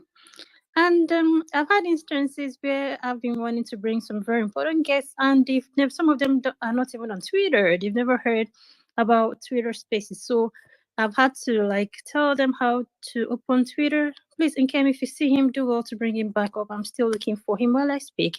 So I've had to teach some people how to register for Twitter, tell them what Twitter Spaces are, and most times I even do a trial space for them just to make them have a feel of what it's like before the actual space. And funny, so I saw your message. I'm going to bring you back up here once someone is done speaking. And for those still saying they can see the request sign for the mic, I'm terribly sorry. This is a Twitter glitch that I don't know, it happens every single time I host spaces. People will just be in here. Some of them cannot see the mic icon to request for. It happens. So do well to leave the space and return if you're having that glitch. We're still waiting for Dr. Kenneth to come back here. Nkem, do you have anything to say while we wait for him? And if Former, please be patient. He's going to come back and answer your question. Over to you, Nkem. Okay, well, I mean, he has been answering a lot of questions concerning the movement, and it has helped to, shed more light. It has helped a lot in shedding more light concerning the his movement to the Labour Party and all of that. So, I mean, let's just. Okay, I think he has. Okay, he's not the one. I thought he's just sent. He's actually the I one. thought he just sent a request. Yeah, I'm trying to add. I'm sorry, I might just have to take someone down because there is a limited number of people we can have on stage, and because this stage is full, we cannot have him back up here. So I'm sorry, I'm gonna have to take his green pass. I'm gonna take you down and then bring our guest up here. I don't think he's on. I don't think he's here, Piels. He is. I can see him actually. Hi, Pearl. I'm happy to go. That's it. Okay. Oh, thank you. That's so lovely of you, Forma. Thank you so very much, darling. So yes, okay, I already even took someone down. Dr. Kenneth is back up here. Thanks very much. Okay. That's so kind. Oh, well, sorry about this. These things do happen. Now, can I proceed? Absolutely. Welcome back on stage, sir. Please go ahead. All right. If Oma was asking then the agenda of the Labour Party for gender balance. Well, thank God she recognized that in the Labour Party constitution, they recognize the need for gender balance. Peter Obi is a man that is sensitive to every yearning of equity, justice, and fairness. And so the women are a vital part of his developmental agenda. Remember, in one of his 7 items, he talked about human capital development, and that is irrespective of your gender. So he is sensitive of that, and be rest assured that women will be accommodated.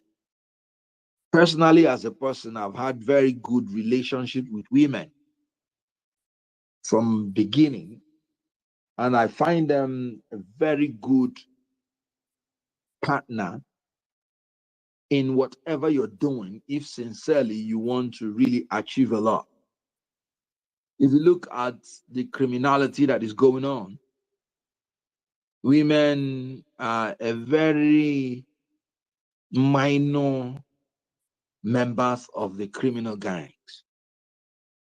So when you find the real qualified women, they have a way of contributing immensely to the success that you will make as an administrator or a politician.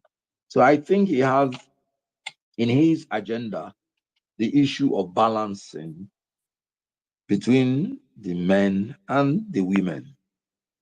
So the way to get the undecided voters is for the converted to always reach the unconverted.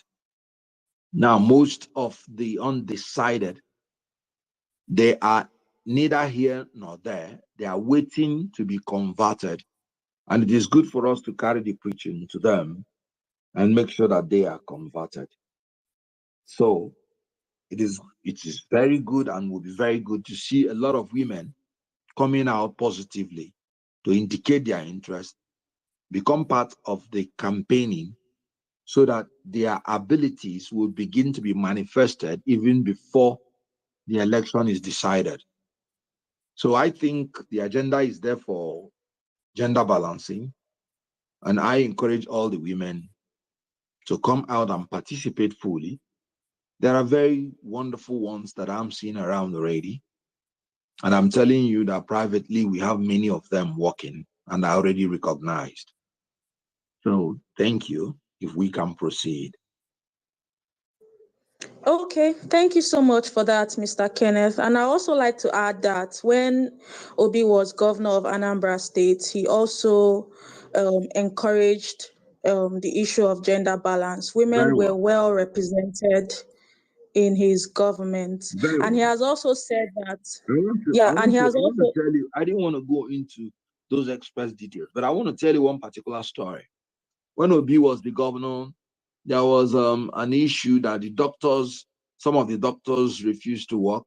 And then when Obi was going around to inspect, he saw one woman and the woman was working. And he said, your people are not working. Why are you working? The woman said she took a covenant to care for her patients. So no matter the situation, that she doesn't believe that doctors should ever go on strike because the lives of the people are involved. He looked at her and said, You are my commissioner for health. And the woman insisted and refused. And Obi went forward to announce her name. And the woman didn't have a choice. So he is looking for capacity, for competence, and for character. That is what he's looking for. So whether you're a woman or man, once you show that you are certainly a member of his administration. So we can proceed. I didn't just want to go into those great details.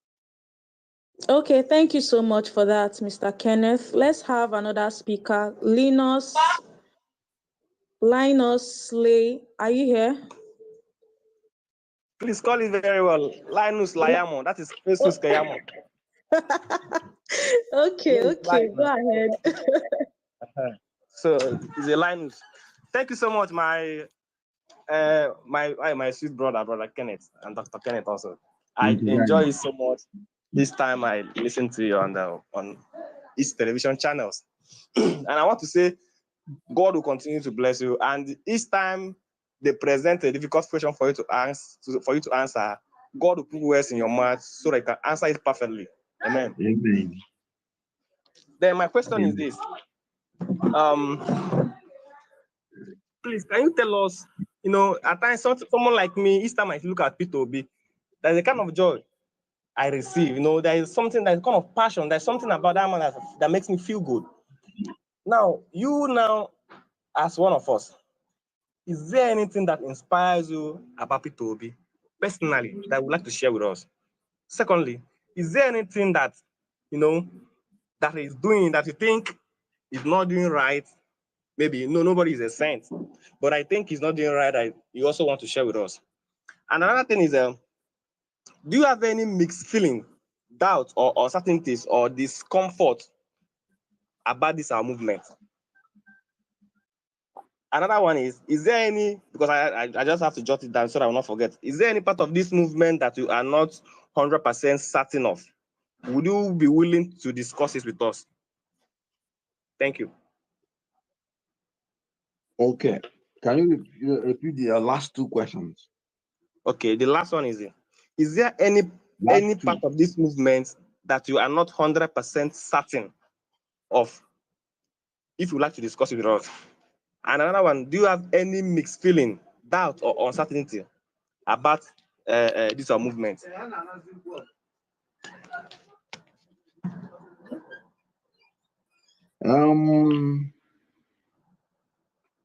Thank you for blessing me. So God bless you too.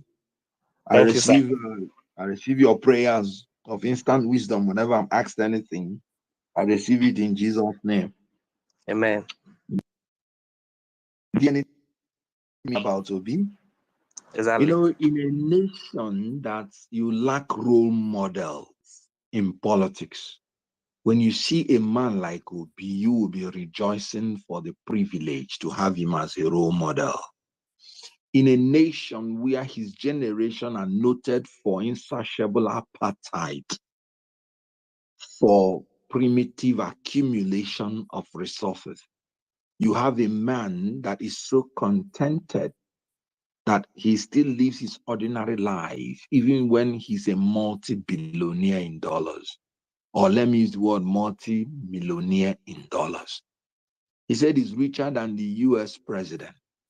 But yet you see him being as ordinary as any other human being in Nigeria. A man who finished as a governor of Anambra State is not receiving pension. He refused to be allocated land. He is not, he has not been invited by any of these corruption agencies to even be questioned. In a nation that is characterized with corrupt people, a man who is so brilliant that he solved the issue of security, issue of corruption, issue of infrastructure in Anambra. Anambra used to be the worst place to go to. As a matter of fact, the first governor of Anambra State, Mbadinuju, was the only governor that was refused a second term in PDP in the whole Nigeria.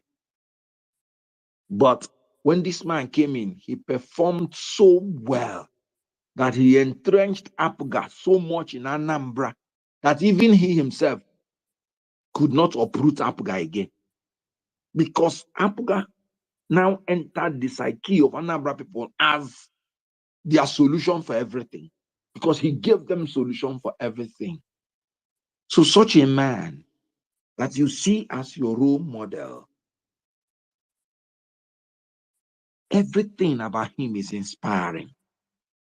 So the issue of asking, is there anything that inspires you about him, should be changed. The question should be, is everything about him inspiring? And I would say, yes. I agree with you. And no human being is perfect. But you see, the whole idea of strategy, the whole idea, hello? Sir, we can hear you very well. Okay. Now, the whole idea of strategy is maximizing your opportunities and minimizing your constraints. So, it's possible that Obi has that wisdom to minimize his constraints, his adversity so much that people are not aware of it. As I can tell you now, I am not aware of any, and I'm not saying there might not be. So everything about him inspires me. And I'm so happy that I now have a role model that I can look up to politically and follow his footsteps. So when you say, is there anything that he's doing that you don't like? I am yet to see.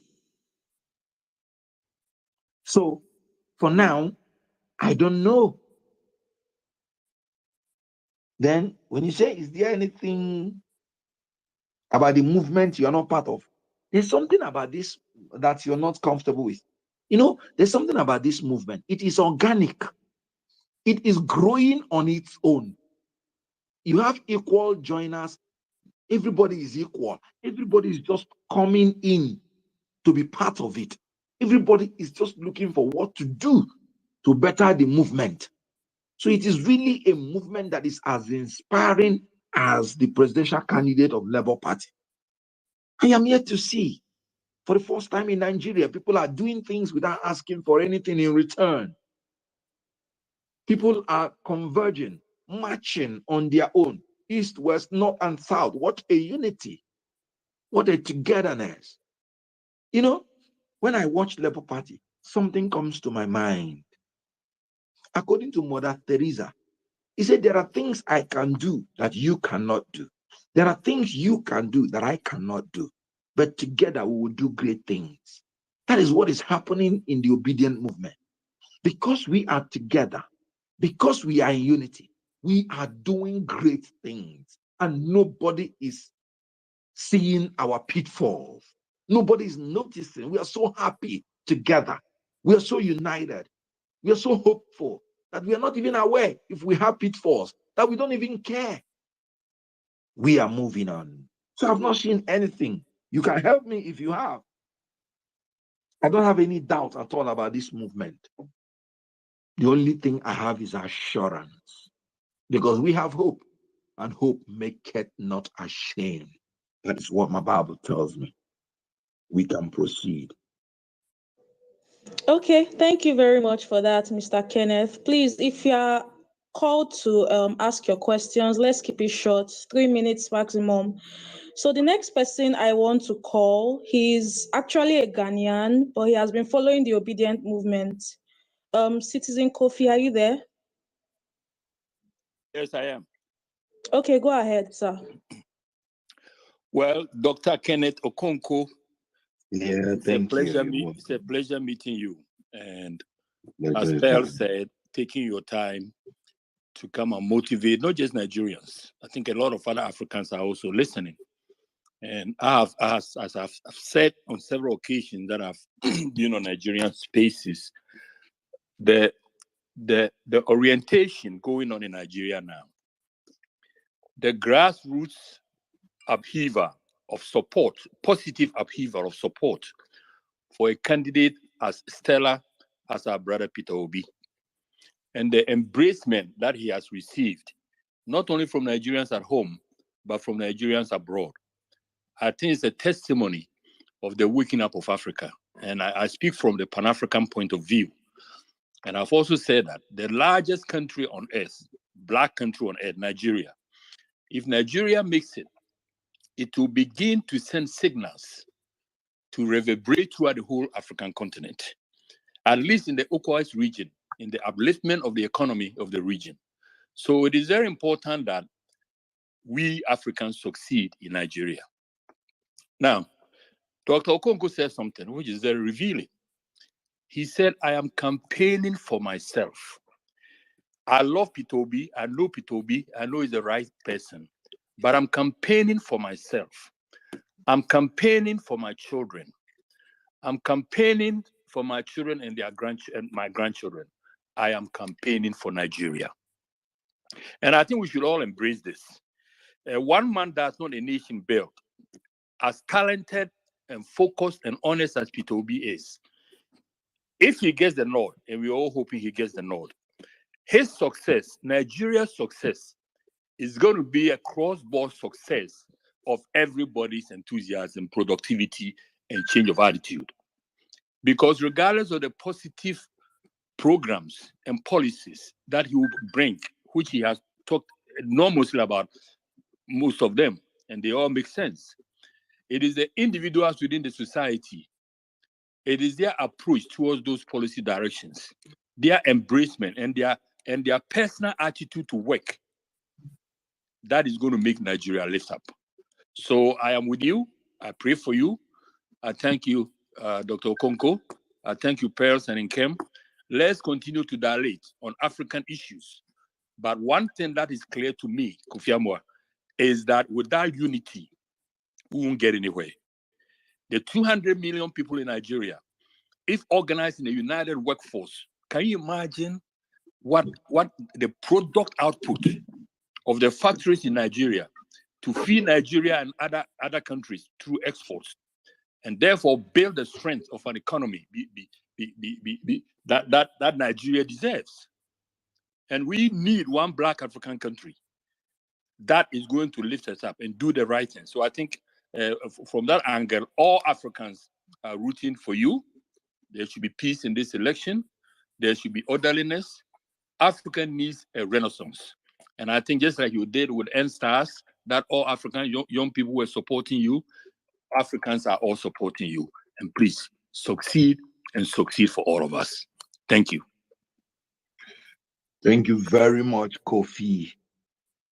I have a great large followership in Ghana, and I'm feeling your impulse. You see, when I started this speech, I said what Nelson Mandela said about the whole Africa looking up to Nigeria, and how the pride and confidence of the African man will be nourished if Nigeria gets it right. I completely agree with you, because 1/5, let me just say 1/5 of every Black man on earth is from Nigeria. So you can imagine the leverage that it will give to all Black people on earth, to Africa, if Nigeria gets it right. Immediately, Nigeria became a democratic nation. The whole Africa changed, and now had it as one of their laws that no dictatorship will be recognized again in Africa. So Nigeria has really great part to play. And Peter Obi, can you imagine, this is the first time in Nigeria people are following somebody and nobody is asking you, how much were you paid to follow this man? Meaning our history is already rewritten even before this man is sworn in. Everybody knows about his integrity. The people know that he will not give you money to influence you. And the people even came out to say, we don't want anything. Telling you that Nigerians are good people. They are not corrupt people. But you see, when an army of lions is led by a sheep, all of them will become sheep. But when an army of sheep is led by a lion, all of them will become lions. So Obi coming into the democratic equation of Nigeria is going to transform our image in Africa and around the world as people who will not only be that they are not corrupt, but they will be incorruptible. Because this is Obi for you. So if your leader is not corrupt, why would you want to be corrupt? So we are now, that's why I said it's a privilege to have a man as a role model. Because it has come to a point in Nigeria that when you are the only person in your village who refuses to drive a powerful car because you don't want to be corrupt, people will be looking at you as foolish. But you can now have a leader who is a multi-millionaire, but is going as ordinary as you. You will now see how people will be looking up to him, behaving like him in a new Nigeria. You will see a local government chairman in Nigeria, when he's moving with 30 cars, 40 cars, having drivers, blazing siren, advertising his incompetence, his inefficiency, his corruption. But you will see Obi telling you that if you're a governor and you're driving with more than 4 cars, Obi, when he was a governor, he was driving with about 4 cars. And when they want to get fuel, all of them will drive into a filling station and they will fill his cars and he will pay and he will go. So it is a new thing that is coming to Nigeria. And I'm happy that the international community are already taking note that we are already in a new Nigeria. And Africans and their integrity will be redeemed and restored. Remember, one of his policies is robust foreign policy that restores Nigeria's strategic relevance in the world. So thank you for calling in. I appreciate that. I appreciate you too, brother. Keep on. Thank you. Okay, thank you so much for that. Let's have another speaker. Bags Jefferson, are you there? Yes. Your hand is up. Okay. All right. Thank you very much, everyone, and thank you very much, Kenneth. Good evening, everyone. So basically, I think I have 2 questions. And by the way, I think everyone here is somewhat. I mean, for me, it's nostalgic in a sense because I literally watched you growing up, maybe all my life even, and I like your work. All right. So going forward, my concerns are basically lie basically with INEC. So recently we know that the unfortunate incompetent governor of CBN, INEC, literally every election cycle, INEC uses the CBN vault as a storage facility for the sensitive INEC materials. So to keep it safe and because of the nature of the sensitive materials, they use the CBN vault to store these materials. But recently, the incompetent CBN governor decided to be partisan and to delve into politics, which somewhat explains why our currency, the naira, is where it is today, and forcing INEC to choose a different facility or a different location to store this materials. That said, as well, we also recently heard about the what's it called? The compromise within INEC. Alleging that there are people who are registered from other nations, people with fake names, especially in Imo states, and people with fake identity that were also registered, captured in the INEC data. Then also, given the general history of INEC and the fact, the ones that mentioned the facility, the storage facility, and this other allegations of having ghost registrations as well. What do you make of it, and what is your opinion about what is your opinion, or what is your feeling about INEC in itself going into this particular election? Well, we are still evolving as a society. And so our electoral system is still evolving. there will still be a lot of people who might think that they are still living in the past. So the issue about multiple registration, fake people, INEC has promised that they are looking through their register with an intention to flushing out any of such things. Now that we have an electronic register, as in we have the beavers that would identify people, and then your biometrics are taken, which will notice double registration. INEC has promised that they will flush out all those incidences of double and irregular registrations. Let's give them benefit of doubt.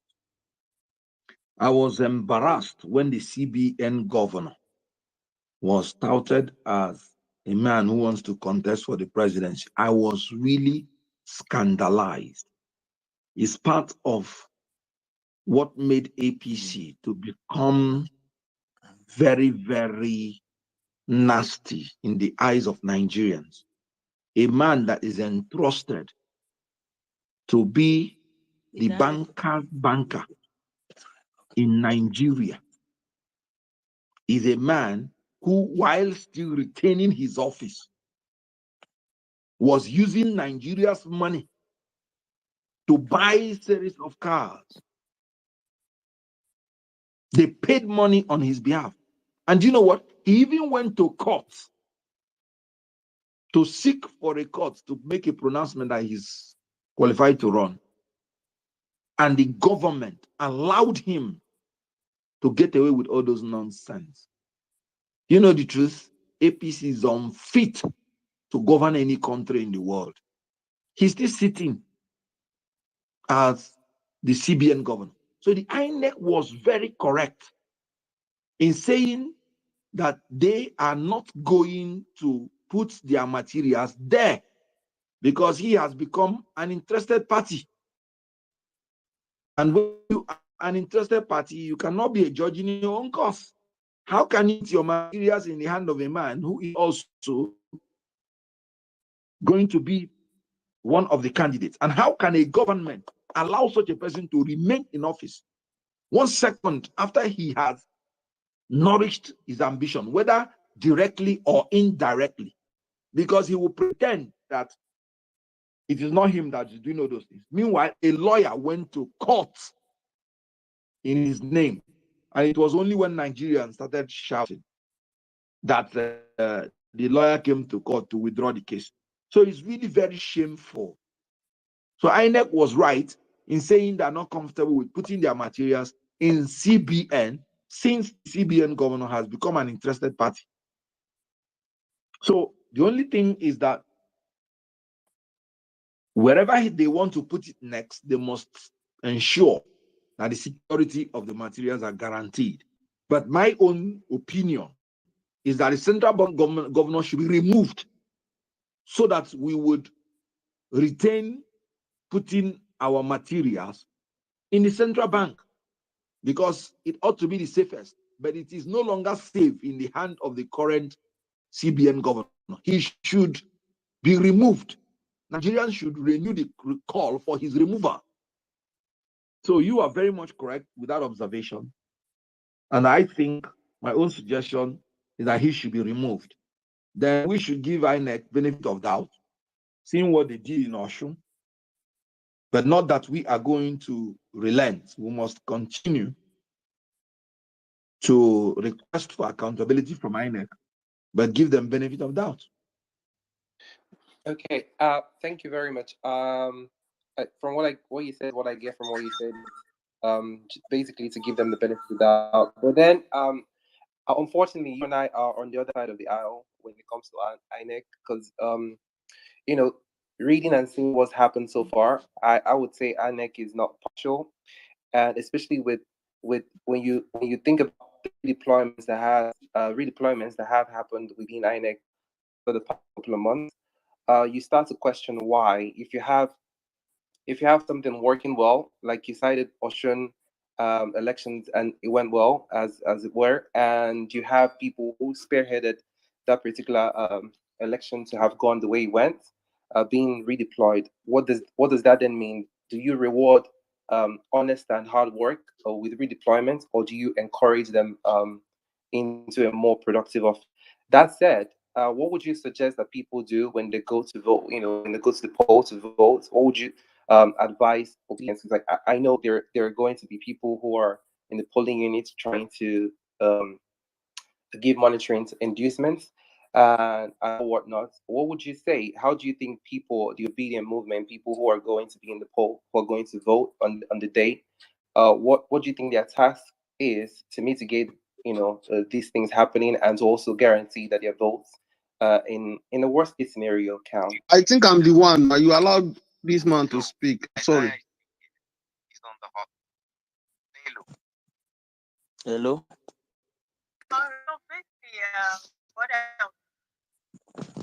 I'm sorry, I understand what is going on here.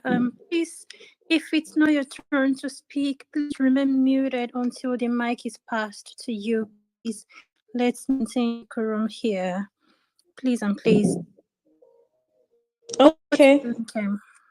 Okay, thank you for that, PLs. I was wondering why so many people were talking at the same time. Okay, Bags Jefferson, can you round up what you were saying? I think I already made my asked my questions. Basically, I just pointed out I and Kenneth were on separate sides of when it comes to INEC, and I was asking what he thinks the roles of people, the obedience, people who are going to vote Peter Obi, basically the obedient family. What do you think they should do on the election day with regards if it even comes to that the worst case scenario INEC is ill-prepared, incompetent, or partisan even. And also, when you consider inducements that would happen on the day, or the thuggery or whatever it is that the other the opposition party, well, I wouldn't say opposition party, the other party supporters would want to spring up. What do you think they should do in that sense? And I also mentioned the fact that how do you reward honest work? When someone, the Ocean example that you cited, the person who spearheaded that was redeployed into an administrative position. What does that tell you about INEC? Okay, Mr. Kenneth, you are muted. Can you unmute your mic?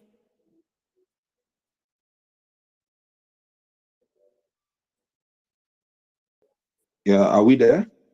Yes, we can hear you. Go ahead. Okay. So, well, in management, reward reinforces good behavior, and the punishment deters bad behavior. So the appropriate thing to be done is that when somebody does what is right, you would have to motivate the person to do it again by promoting the person. So if there is any rewarded or promoted somebody that it would have punished, then unfortunately that would be unmanagerial. And Nigerians, particularly the obedience, should shout about it. Now, what do I advise obedience to do? Eternal vigilance is the price you pay for democracy. Obedience should vote on that day, should monitor their votes. Remember, we are now in an era of electronic transfer of results. Do not allow any presiding officer to transfer a result that was not obtained on the election day in any polling unit. Obedience must stay there and ensure that their votes are counted and that their votes count and that the accurate result is transferred electronically to the INEC server before they depart in that place. They must receive confirmation of the transferred result as matching what is on ground. We must be vigilant. These men, as they are failing, What they are now strategizing on is how to manipulate the electoral process. I told you that after Oshun, the presidential candidate of APC said the Electoral Act is a bad law and that we must jettison it. You can imagine. So these men are not going to relent. They would want to rig this election. So obedience must be vigilant until Obi is declared the president and commander-in-chief of the armed forces. That's my take. Okay, thank you very much for that, sir. Let's have Oracle Godfather. Are you there? Oracle Godfather, are you there? Yes, I'm here. Thank you very Okay. much. Yeah, thank you very much, Dr. Ken. Thank you, Ken, for this posting and for other speakers and listeners. I think this has been inspiring. Listening to Dr. Ken, I used to know him whenever I remember Andy. They call from here, so that's how they started. Well, their first Nollywood movie that brought up the movie industry to where it is today. I'm happy to have listened to him on this platform and also on other speeches he has made, especially since we started this obedience movement. The first question I would like to ask him is on what the VP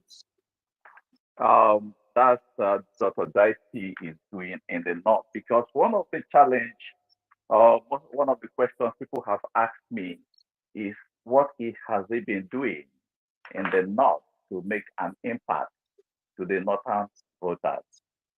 Because we have not seen much and people have not seen much on that. And the second thing, I know this is not supposed to come at this point, is being having watched how our security system, security agencies, and the judiciary has decided to be biased or to align themselves to government in power other than being neutral. And that has really affected our democracy. It's like when someone is in power, the police are on his side. Both the DSS and every other security agency. What will be the plan to reform these agencies with our judiciary? And I'll say, for everyone that has spoken, like I belong to the public sector, a high-profile government personnel who visited over 70 countries, and it's only in Nigeria that the kind of decay you see in the public system, even in our private or the private sector,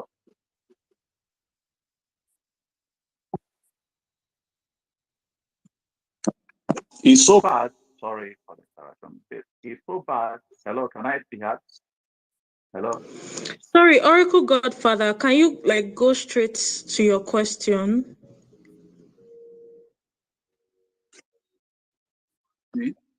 We can hear you. We can hear you, but can you go straight to your question? Yeah, one of the problems I have asked the question, that's issue of the VP, what the VP is doing.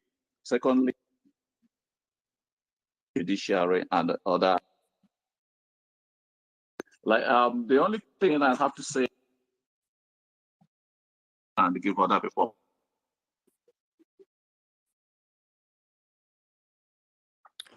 I think we lost Oracle. Maybe his network is bad or something. Oracle, if you can hear me, do well to request for the mic again, and then we'll just go over to other speakers before you come back. So, if you don't mind, can we have Dr. Vincent next? Okay. After Dr. Vince, let's have Prince. Prince has been waiting here for you a long time. Dr. Vince, are you there? Yes, I am. Yes, I am. Thank you so much. Yeah. Before he comes in, can I answer the questions from the Oracle? Okay, Mr. Kenneth, go on. All right. He talked about what is Dati doing in the north. Well, if you have been following events, you discover that all the million marches that we've been planning, they also held in the north, and we had a very wonderful turnout in Plateau, in Bauchi, and again, you saw that Peter Obi and Dati just went to greet the Emir of Kano and received a very warm welcome. I told you there are a lot of things that are going on in private, which we may not want to reveal until they start manifesting in public. So he's doing a great job in the north, and we are continuing in that aspect. So the security and the judiciary, in a developing nation such as ours, we will not deny the fact that these agencies tend to be closer to the government in power. It's as a result of the institutions not having become very strong to be very independent. Some of them are being financed by the government in power. They've not been allowed to have their independence in terms of finance. And he that pays the piper dictates the tune. So we have to be very vigilant about that. The obedience should work very hard, that the margin of victory between Obi and the rest will be so wide that it cannot be manipulated by any government in power, by any security agency, or by the instrumentality of the judiciary. So we have to work very hard to win at the first round and win big. That's one of the solutions to that. And then we have to be vigilant. So can we proceed? Okay, thank you very much for that, sir. Let's have Dr. Vince. All right, thank you so much, Nkem. What a wonderful job you are doing co-hosting. Thank you, Pearls. This is a wonderful thing that we have unfolding in front of us. Dr. Kenneth Okonkwo, Andy Okeke, it's an honor to speak with you, sir. Well, before you continue, I want you to know that when you call me Andy Okeke, my heart skips, because I will think that merit has appeared again.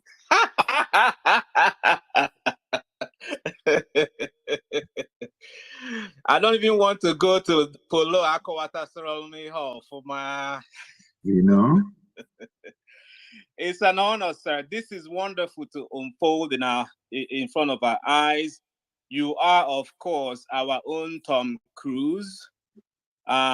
You maybe arguably, I don't know who will challenge me on this, but I think you helped to bring Nollywood to the world. You did. And I love how you are using the platform that gave you to then help your own people by speaking up and speaking out and helping to shape Nigeria and Africa in general.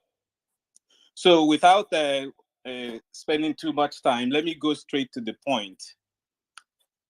I am supporting you for Labour Party spokesperson. I hope they hear this. Obedience have been calling for this. I hope it happens very soon. This is the time to do it. And you speak as someone who is inspired. You speak as someone who is inspired, and you speak for us, all of us. See, what we have unfolding in front of our eyes is history. History in the making. Peter Obi is someone, you've spoken about so many things. I'm just not going to go into all of them. At the end, I'll have one question for you. I stand with Mr. Kofi from Ghana. I share his Pan-African ideology. For me and a lot of people, this is beyond Nigeria. This is for Africa. Who is looking out for the interest of Africa? Who is looking out for the interest of Africans? Peter Obi is that guy right now. From everything he has done in Anambra State, we can see that. Peter Obi is inspired by the Creator to help lead us in the direction we want to go. I believe that God has heard the cry of the African youths, the Nigerian youths. We thought Obama was going to do it for us, but Obama made a speech. He told us that it's in the hands of the African youths to change Africa. Peter Obi, a few years ago, started speaking, thank God, through the platform and so many of these other events, telling us what's happening, telling us to take back our country. We are finally listening. Peter Obi has managed, and it hasn't been easy, he has managed to transcend ethnicity and religion, uniting all of us under one cause called obedient movement. Nigeria will never be the same. And you can feel it. All the other African countries jubilating, celebrating with us, rising up as well, knowing that this is history in the making. It's no coincidence that a few years ago, so many African youths and African leaders asking questions about what France is still doing in Africa, what the UK is still doing in Africa. We know there's so many interests that are holding us down. But finally, we are taking personal responsibility for ourselves, doing what we can. Because once we have that unity, there are so many things that can happen. Peter Obi is leading that march, and we are united 100% under him. He's changing the culture, politically, economically, religious-wise. So it's an honor to speak and see Nigerians coming together talking about this issue. I can tell you here in diaspora in California where I am, this is all people are talking about. And everybody is obedient. So Peter Obi is already our president. Everything else is for us to lose, and we must not lose. It's already given to us. We just have to go get it. So we have to get our PVCs. We have to be ready to vote, the ones that can vote. He already promised us here in Beverly Hills when he came that when he gets in there, by the next election, we in diaspora will be able to vote, just like Americans vote from anywhere in the world. You see the mindset shift. I use a hashtag called culture shift because that's what this man is doing, leading us by example. So I don't know how long I've taken. Let me go straight to this other point because so many people have made valid points that I agree with. You, Dr. Kenneth Okonkwo, in going through so many things happening in Nigeria and the political space, what you will find, and I found this firsthand, talking with some of our major politicians, they don't have jobs. They don't have jobs that they can go back to after they leave office. So they hang out in the corridors of power, feeding themselves from it, believing that that's their birthright. And because of it, they will never give up power. This is at the core of our problem. Peter Obi speaks about this if you listen to everything he talks about. By his example, he lives it. When a politician gets out of office, he should go back to his business, so go back to his work, go back maybe teaching, maybe write a book, give speeches, tour. In our case in Nigeria, it's not so. So they drain the government so much, and they will fight, they would even kill to maintain that. You, Dr. Kenneth Okonkwo, can you please speak to this? Have you come across this? And what can we do to keep spreading this gospel? Because it's not just about Peter Obi winning. It's about helping him continue to change the culture of Nigeria, the culture of Africans. He is doing it. But can you please speak to that? I yield the mic. Thank you. It's an honor. Keep going. All right. Thank you very much. Well, first of all, I've always told people that we need professionals in politics, not professional politicians. If any man does not have an identifiable source of income, why would you want to hire him? What is he coming to do? Experience comes from when you are working. in a particular profession. I remember I had graduated from the university with one of the best results from business administration, and I was already gotten a job in Lagos before I ventured into acting. We started acting as a hobby, but it became so successful that it started competing with our profession. And from the work in Lagos, I proceeded to acquire more degrees in law, in international law, in theology, and in some other areas. And each one I learned, I practice. And that has helped me in all the experience that I am gathering, knowledge-wise and in practicality. So you do not get a man who has nothing he's doing to come into leadership. I told you how Obi started being a businessman from the age of 9, became a multi-millionaire, chairman of different companies, chairman of different banks. He didn't have a father, so he couldn't have manipulated his way through. He rose by merit, and that has always been his watchword. His father died at the age of 9. He graduated from the University of Nigeria in philosophy. He has been trained in Switzerland, in London, in the United States, has attended most leadership courses around the world, has visited most countries and learns about their developmental patterns. But these other men, they're just there exploiting opportunities in Nigeria to corruptly enrich themselves and establish illegal and ill-gotten structures and want to use them to intimidate us. We will not succumb to their blackmail. Obi rose through the ranks, accumulated experience through the ranks. The source of income is very open, transparent, and he's accountable to the people. A good role model. So it is obvious that we don't need politicians who do not have jobs. We don't need politicians whose job has been stealing from the government, because they have become insatiable and they will continue to steal. They have even taught their children how to steal. If you go to Lagos, for the people that are proclaiming it's their turn, they have even installed their grandchildren, great-grandchildren, their wives, their concubines everywhere in all the parts of Lagos. So even their next generation has been infected. So we need to disinfect Nigeria from such politicians and make sure that they don't come near our political offices. So I agree with you. We need professionals in politics, not professional politicians. And thank you for saying nice things about me. I will always speak up. I will always speak out.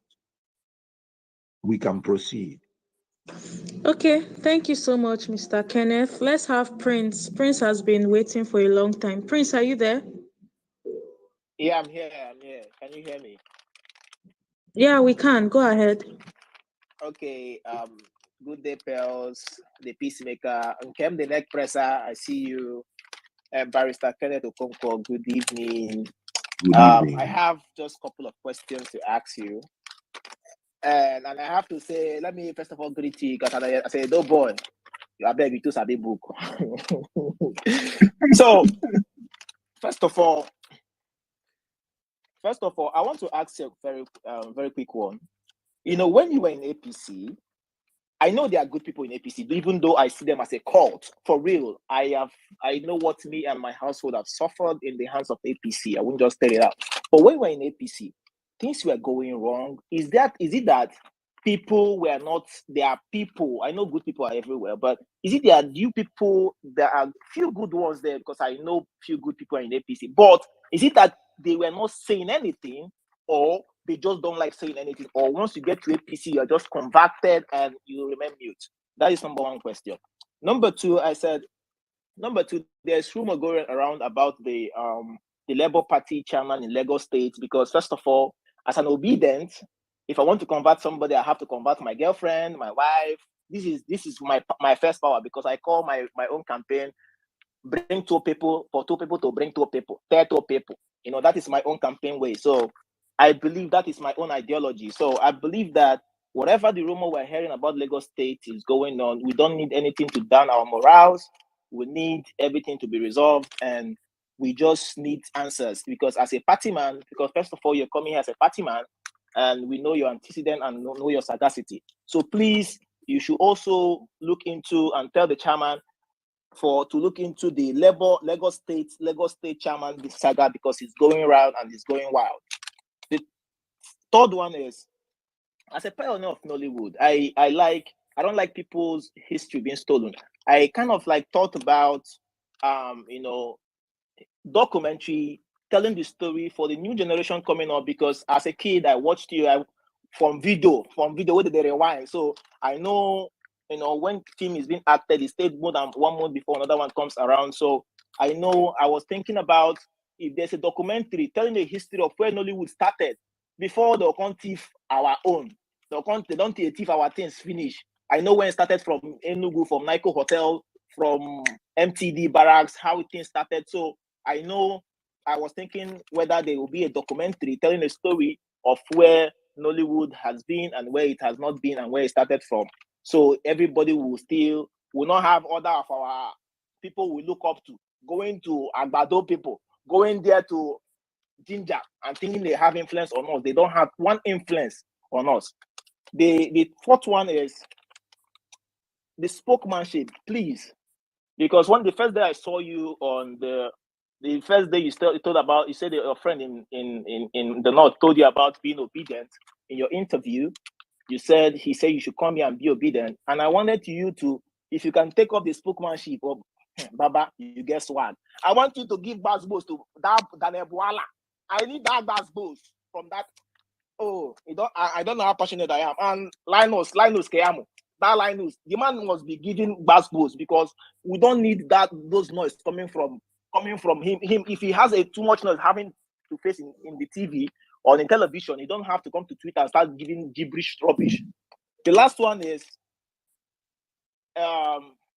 we like the Labour Party, because sometimes the Labour Party thinks that, I understand party is supreme, but they should find a synergy in connecting with the obedient, because sometimes they think that the obedient want to override them instead of finding a balance.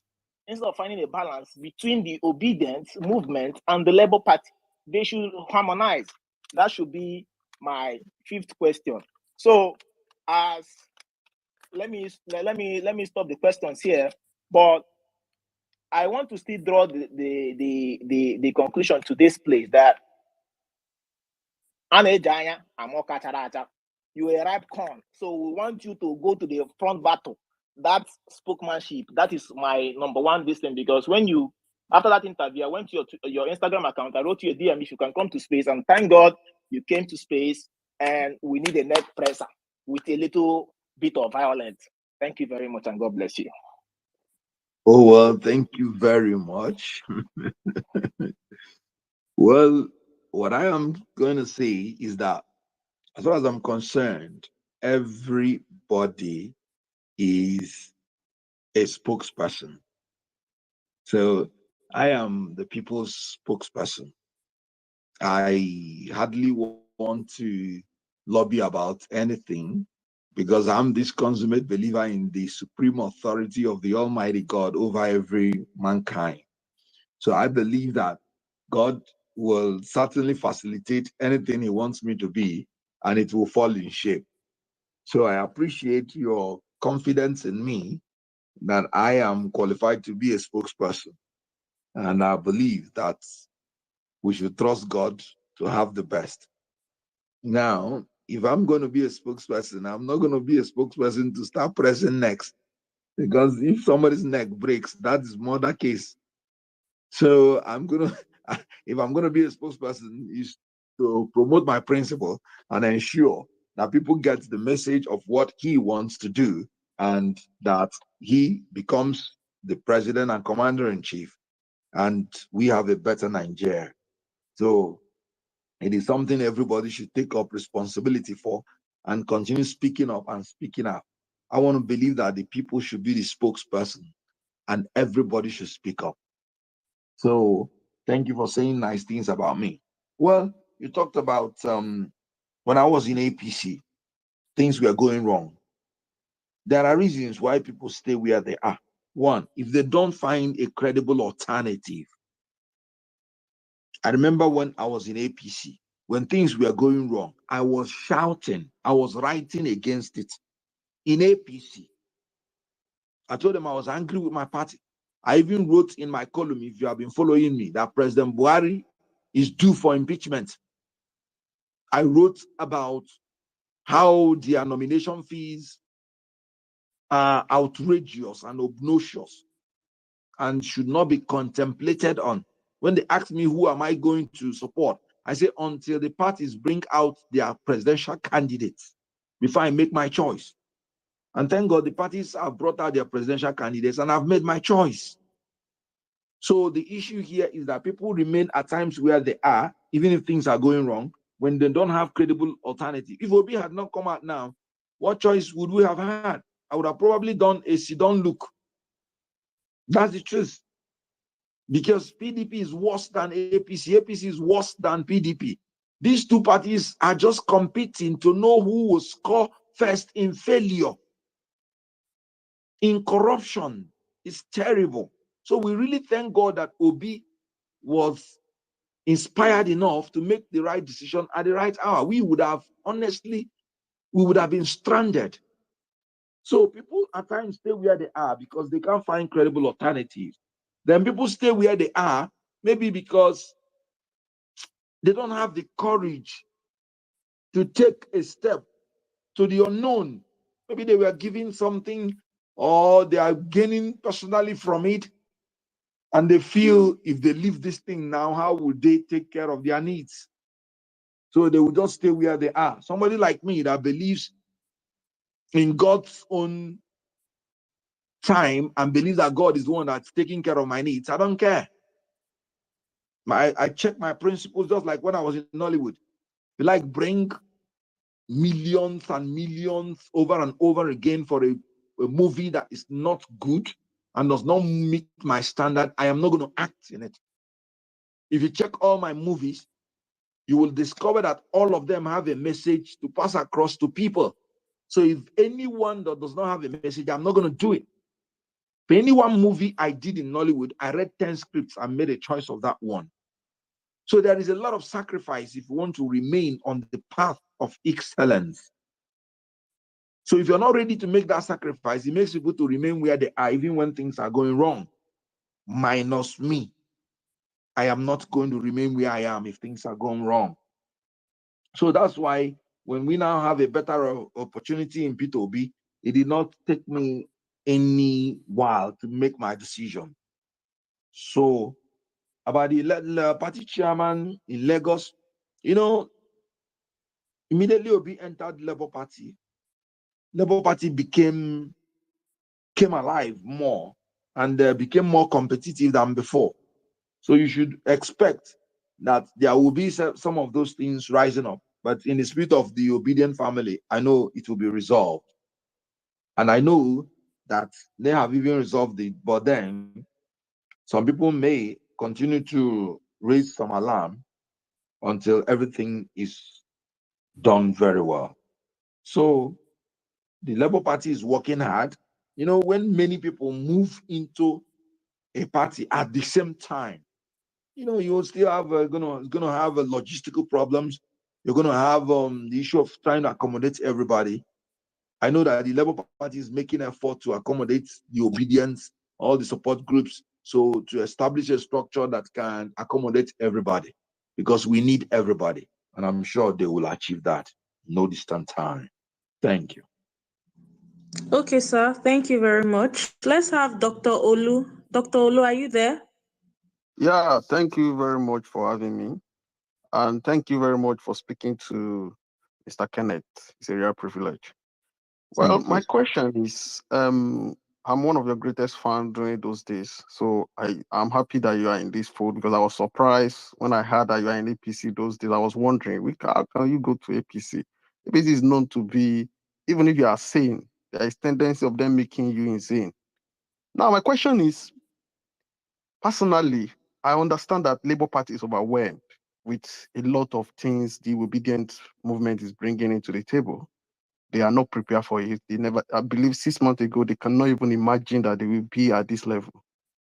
But we all know that this party, the core definition, the core movement of this party is centered around the youth. So even if they have challenges, no matter how the challenges they can have or how you want to paint it to me, I believe the youth representative of the party should at least be more visible to us. When I mean visible, we should be able to palpate him. We should be able to feel his presence. We should be able to feel that somebody somewhere is the youth leader. We all know what is youth. Personally, you have been fantastic. You have been very fantastic. I cannot thank you enough. Your interview, I've watched it more than 10 times.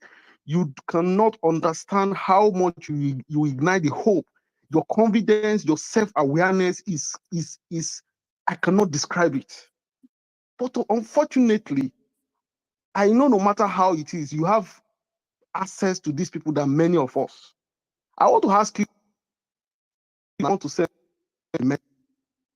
what regarding the position or the functionality of the youth, so-called youth leader of Labour Party? Because the truth is, I don't have any problem with Labour chairman, because I know the chairman is likely to change once the election over. That one is fine.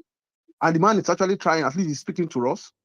But the Labour Party chairman is supposed to be the one hosting this kind of space. I mean, the youth leader supposed to be the one hosting this kind of spaces. There was a massive rally in Benin yesterday.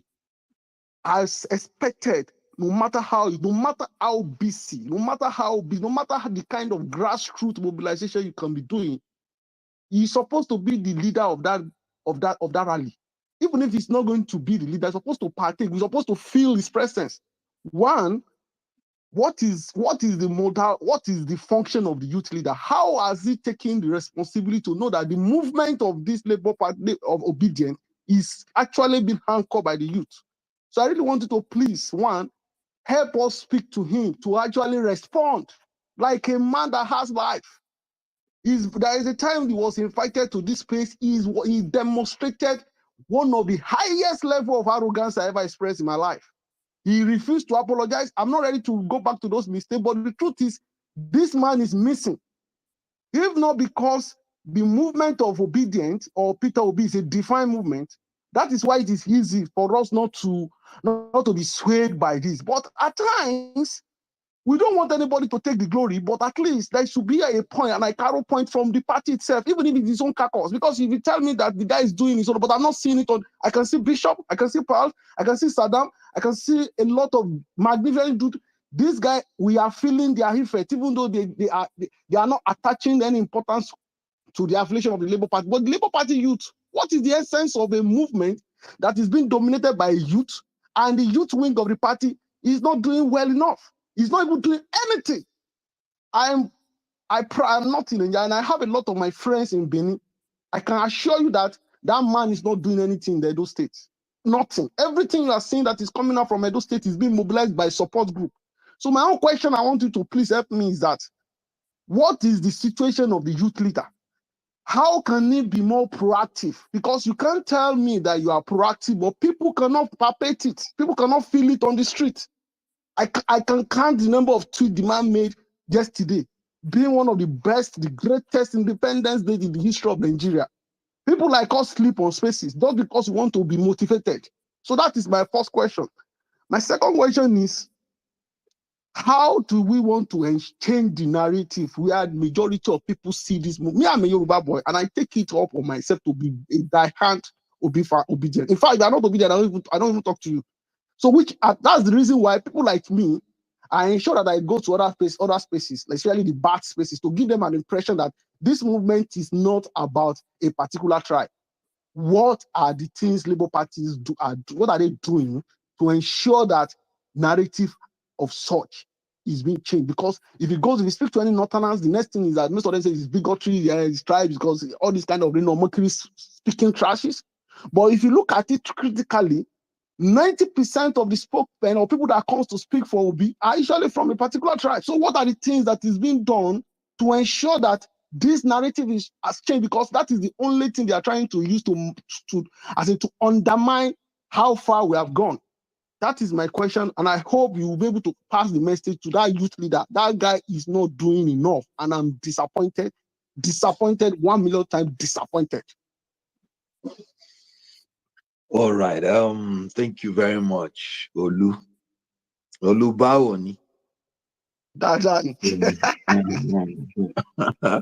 You've been one of my fans, and I'm grateful about that. Well, like you said, and like we said, all this movement, Peter Obi entered Labour Party like 1 month before the close of nomination. So it's still a new sensation. They are trying to appreciate what is on ground. And as they are appreciating, more things are happening. So it's awesome and it's overwhelming. So what happened is that the blessing that we have in Labour Party is that anybody that is coming in is not coming in for what he wants to take from the party. Otherwise, they would have killed the Labour Party now. But they are coming in for what they will give. So it is still on the beginning. And obedience, like I told you, is organic. It developed on his own, independent of the existence of Labour Party, and is managing itself. So what we are now trying to do is to have a good meeting point where the two different energies will be harnessed.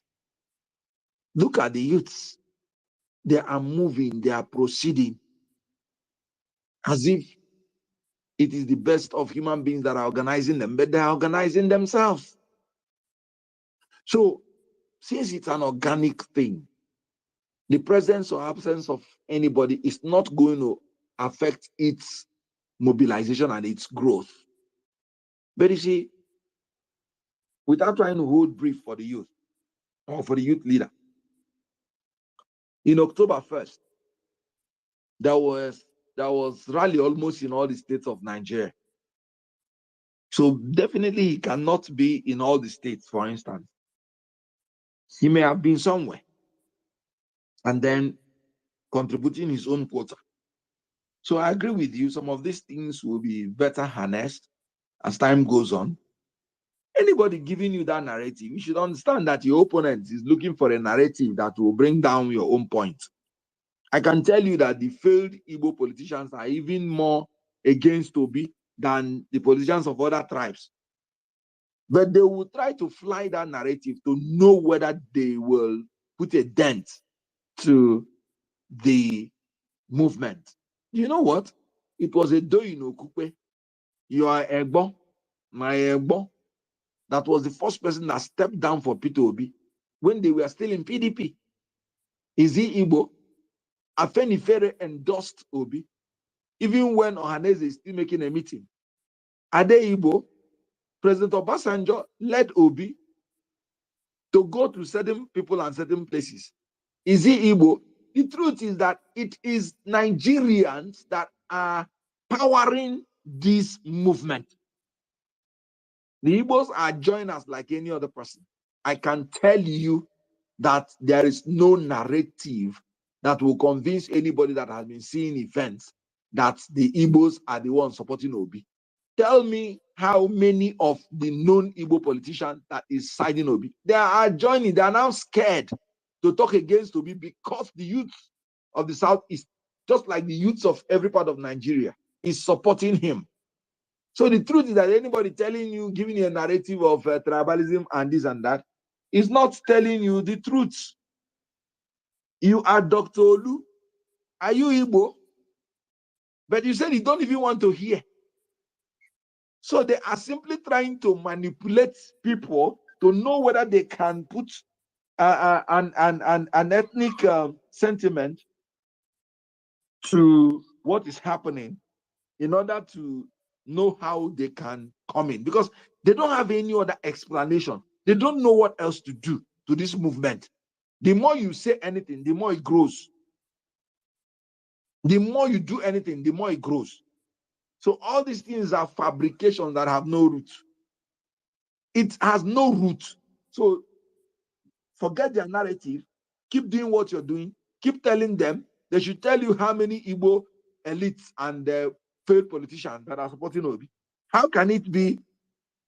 How can it ever be a tribal something? Who? Okay, you are the one now saying, you can hear people saying they should make me spokesperson. Nobody has been officially made a spokesperson. As in the campaign council list is not yet out. So when you say people who are speaking, oh look, you are part of people speaking for Obi. Are you Igbo? You're not Igbo. So those things are blackmail that have refused to get stuck. So ignore them, tell them they are lying, and let us move on in this particular direction until victory is won for us. Thank you very much.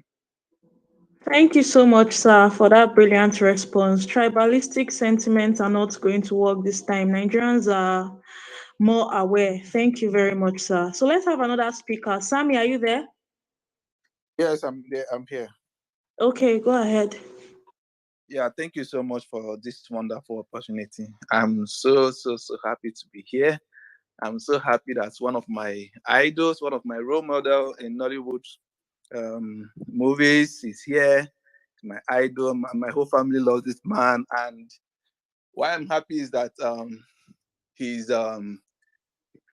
he's a good man, and what I believe he is in the movies is what I'm seeing in reality. Because sometimes some of our actors, they act very well, but in reality, there's something else. But I'm so proud of you, Mr. Kenneth Okonkwo, and I'm happy to be here with you and to talk to you because I've been a huge fan of yours.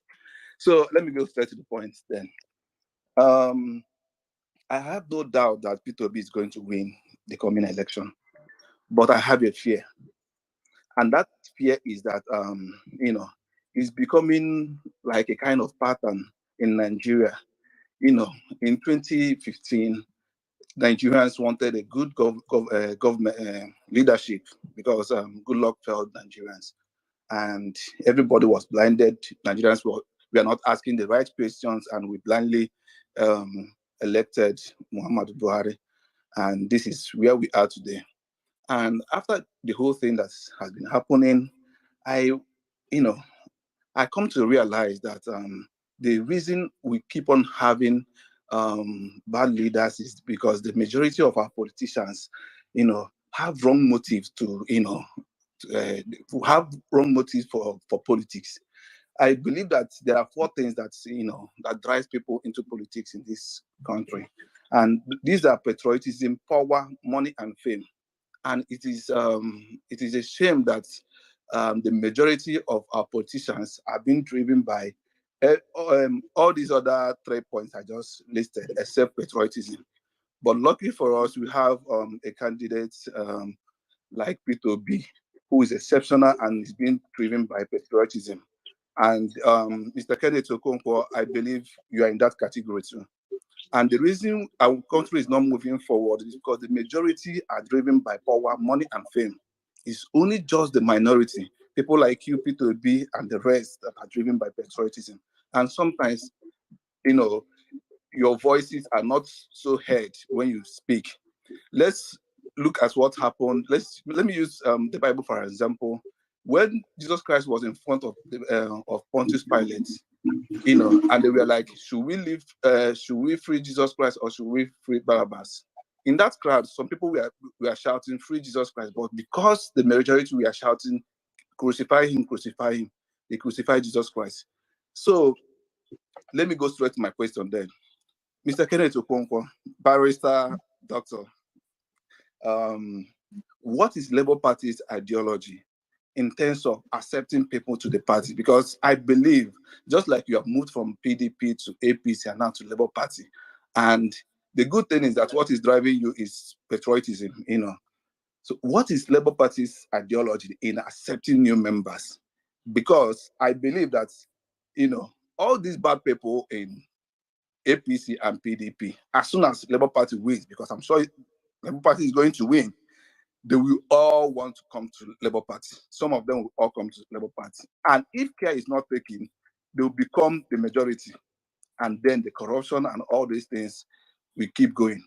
Secondly, if you are given an opportunity to be, you know, one of the spokesperson or one of the maybe interior caucus of Peter Obi, what are the three key things you would suggest to Peter Obi so that in the future of this country, it will be very difficult for politicians to embezzle money.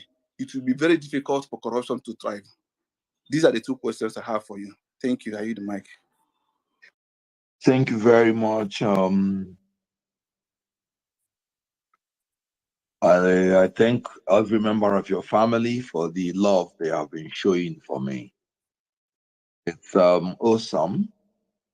It's awesome coming into a family and you have a unanimous vote of love from all of them. So extend my love to all of them. Then thank you for also acknowledging that Obi is going to win. In 2015, like you pointed out, and I've told you when you don't have good choices, we had only the choice of APC and PDP. And because people were witnessing what they had not witnessed before, terrorism, people kidnapping girls in hundreds, they believed, and rightly too, that Goodluck Jonathan failed them. Insurgents, terrorists, we are occupying 3 states. So they are not God. They didn't know what was going to happen in future. They didn't even know that the alternative may not be better. But they had to try the alternative because you cannot keep quiet without taking a decision. So in 2015, they made a choice. But one thing happened in 2015 that should be applaudable. 2015 was not entirely a waste. That was the first time that a ruling party is going to be defeated by an opposition party. People thought it was impossible in Nigeria, but it happened. So it graduated our democracy from one party in power to the possibility that another party can take over.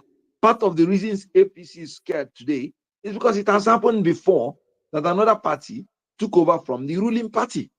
So we gained from that aspect. I wasn't in APC then, but Goodluck Jonathan displayed statesmanship that is now another example set in Africa.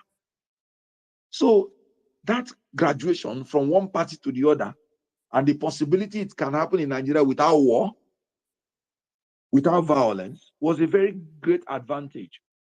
So it also has helped us to improve on our electoral process because Buhari knew that it was the people that brought him to power. He knew that the incumbent government accepted the verdict of the people. So he's feeling that sense of obligation that he has to add something. And in fairness to him, he has signed the new Electoral Act, which is an advancement to what we had.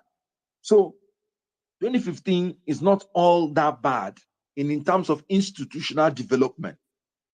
Yes, the government has performed woefully bad and woefully terrible. Let us use the opportunity also to move to the next party that we have seen a man of capacity, competence, and character heading it that will now help us to build on where we are. So we may not need to label ourselves in the past. God is actually growing us. We are learning that people need capacity, that integrity is not enough. Character is not enough. Buhari is a man of character. People voted for him for character, but we are now seeing that he's not a man of capacity. He's not a man of competence. So we are seeing the completeness now in Obi, character, competence and capacity. So I believe that we are in for something better. Now, the Labour ideology is very simple.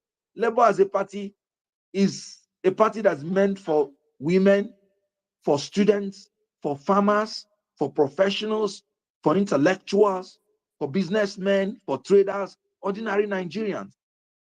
So the Labour ideology has always been to create a new Nigerian personality that will be patriotic, altruistic, committed to due process and rule of law, transparent in industry and in all spheres of our national life, in governance, in industry, and in all spheres of our national life. So Labour has always been that welfarist party that is interested in the social welfare of the people.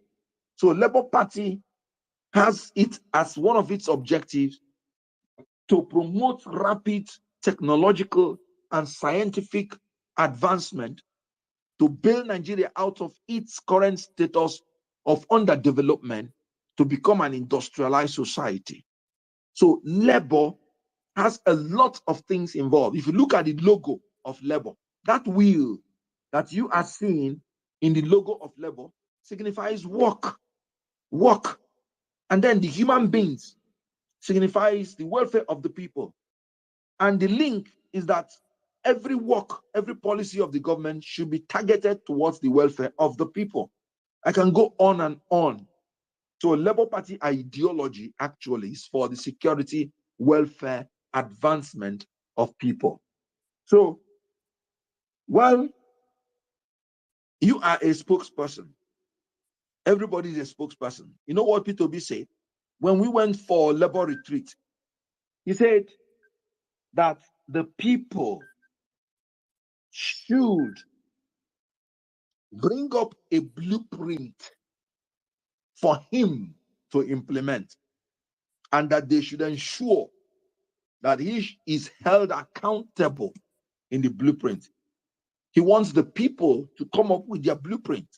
I had already enunciated his 7-point agenda, which he intends to achieve if he becomes the president.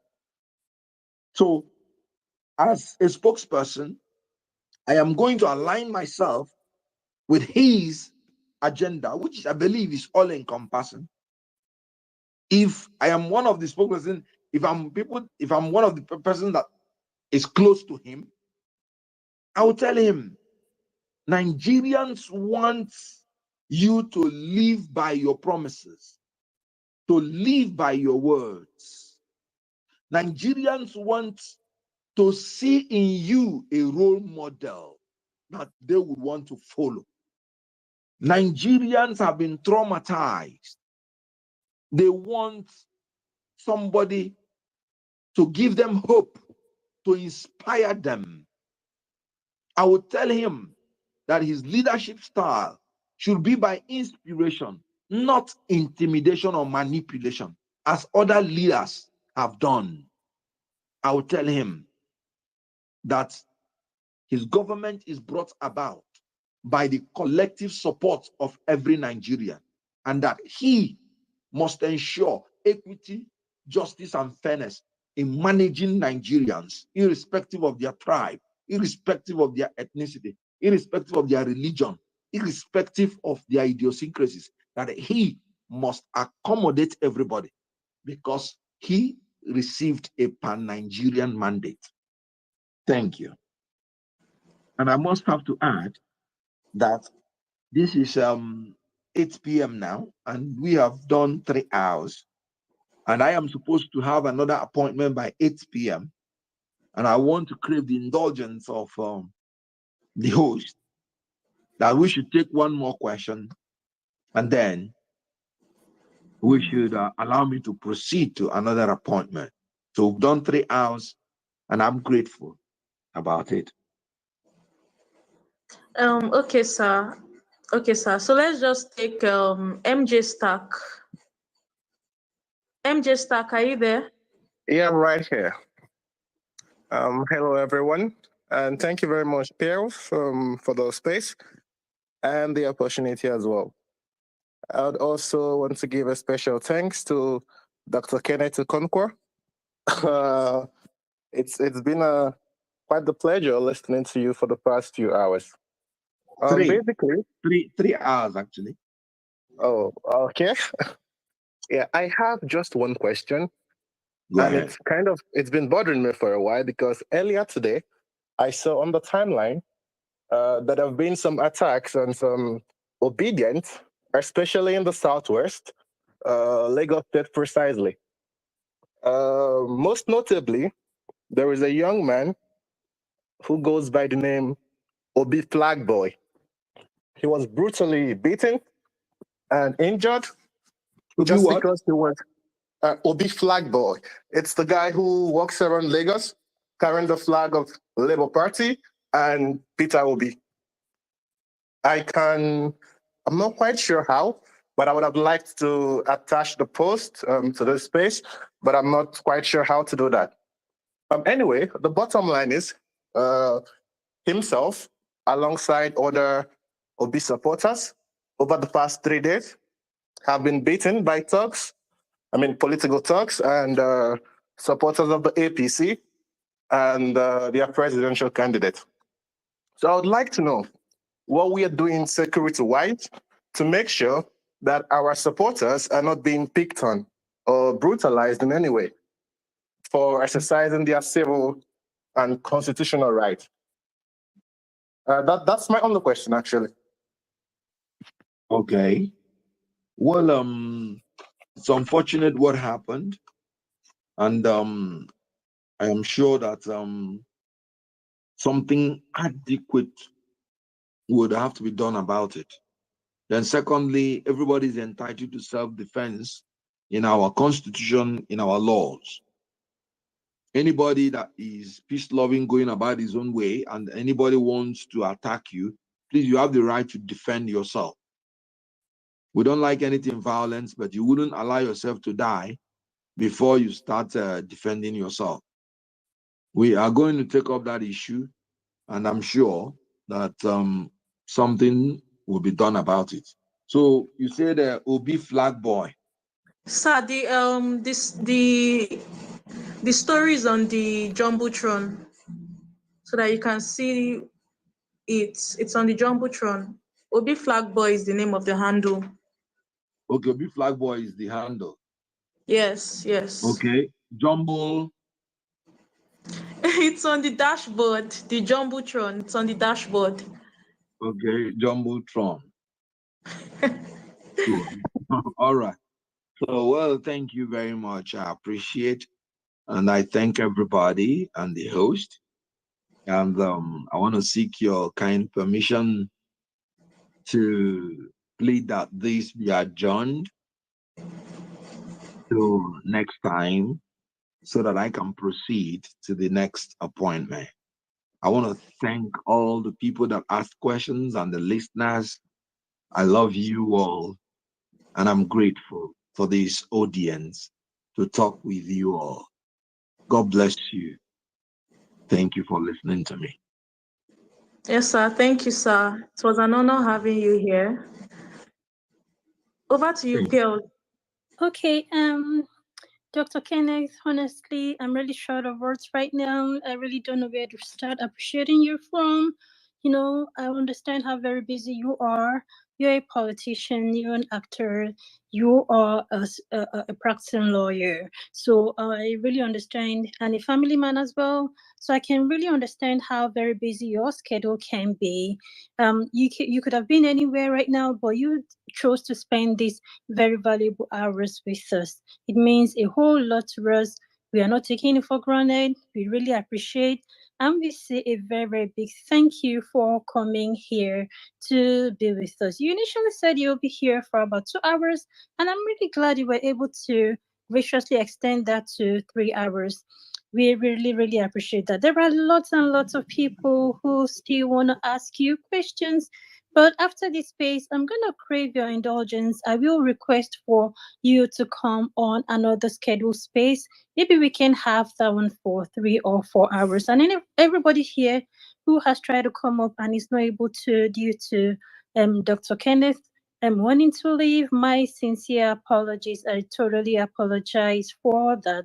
We will create another space for him in the nearest future where you can come and ask your questions. So thank you very much again, Dr. Kenneth. It's been a pleasure having you here. We really appreciate your coming here. Thank you, sir.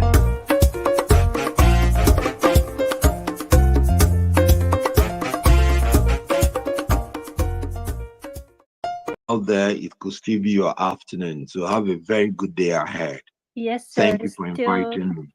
Yeah, you're welcome, sir. It's just about past 2 p.m. here.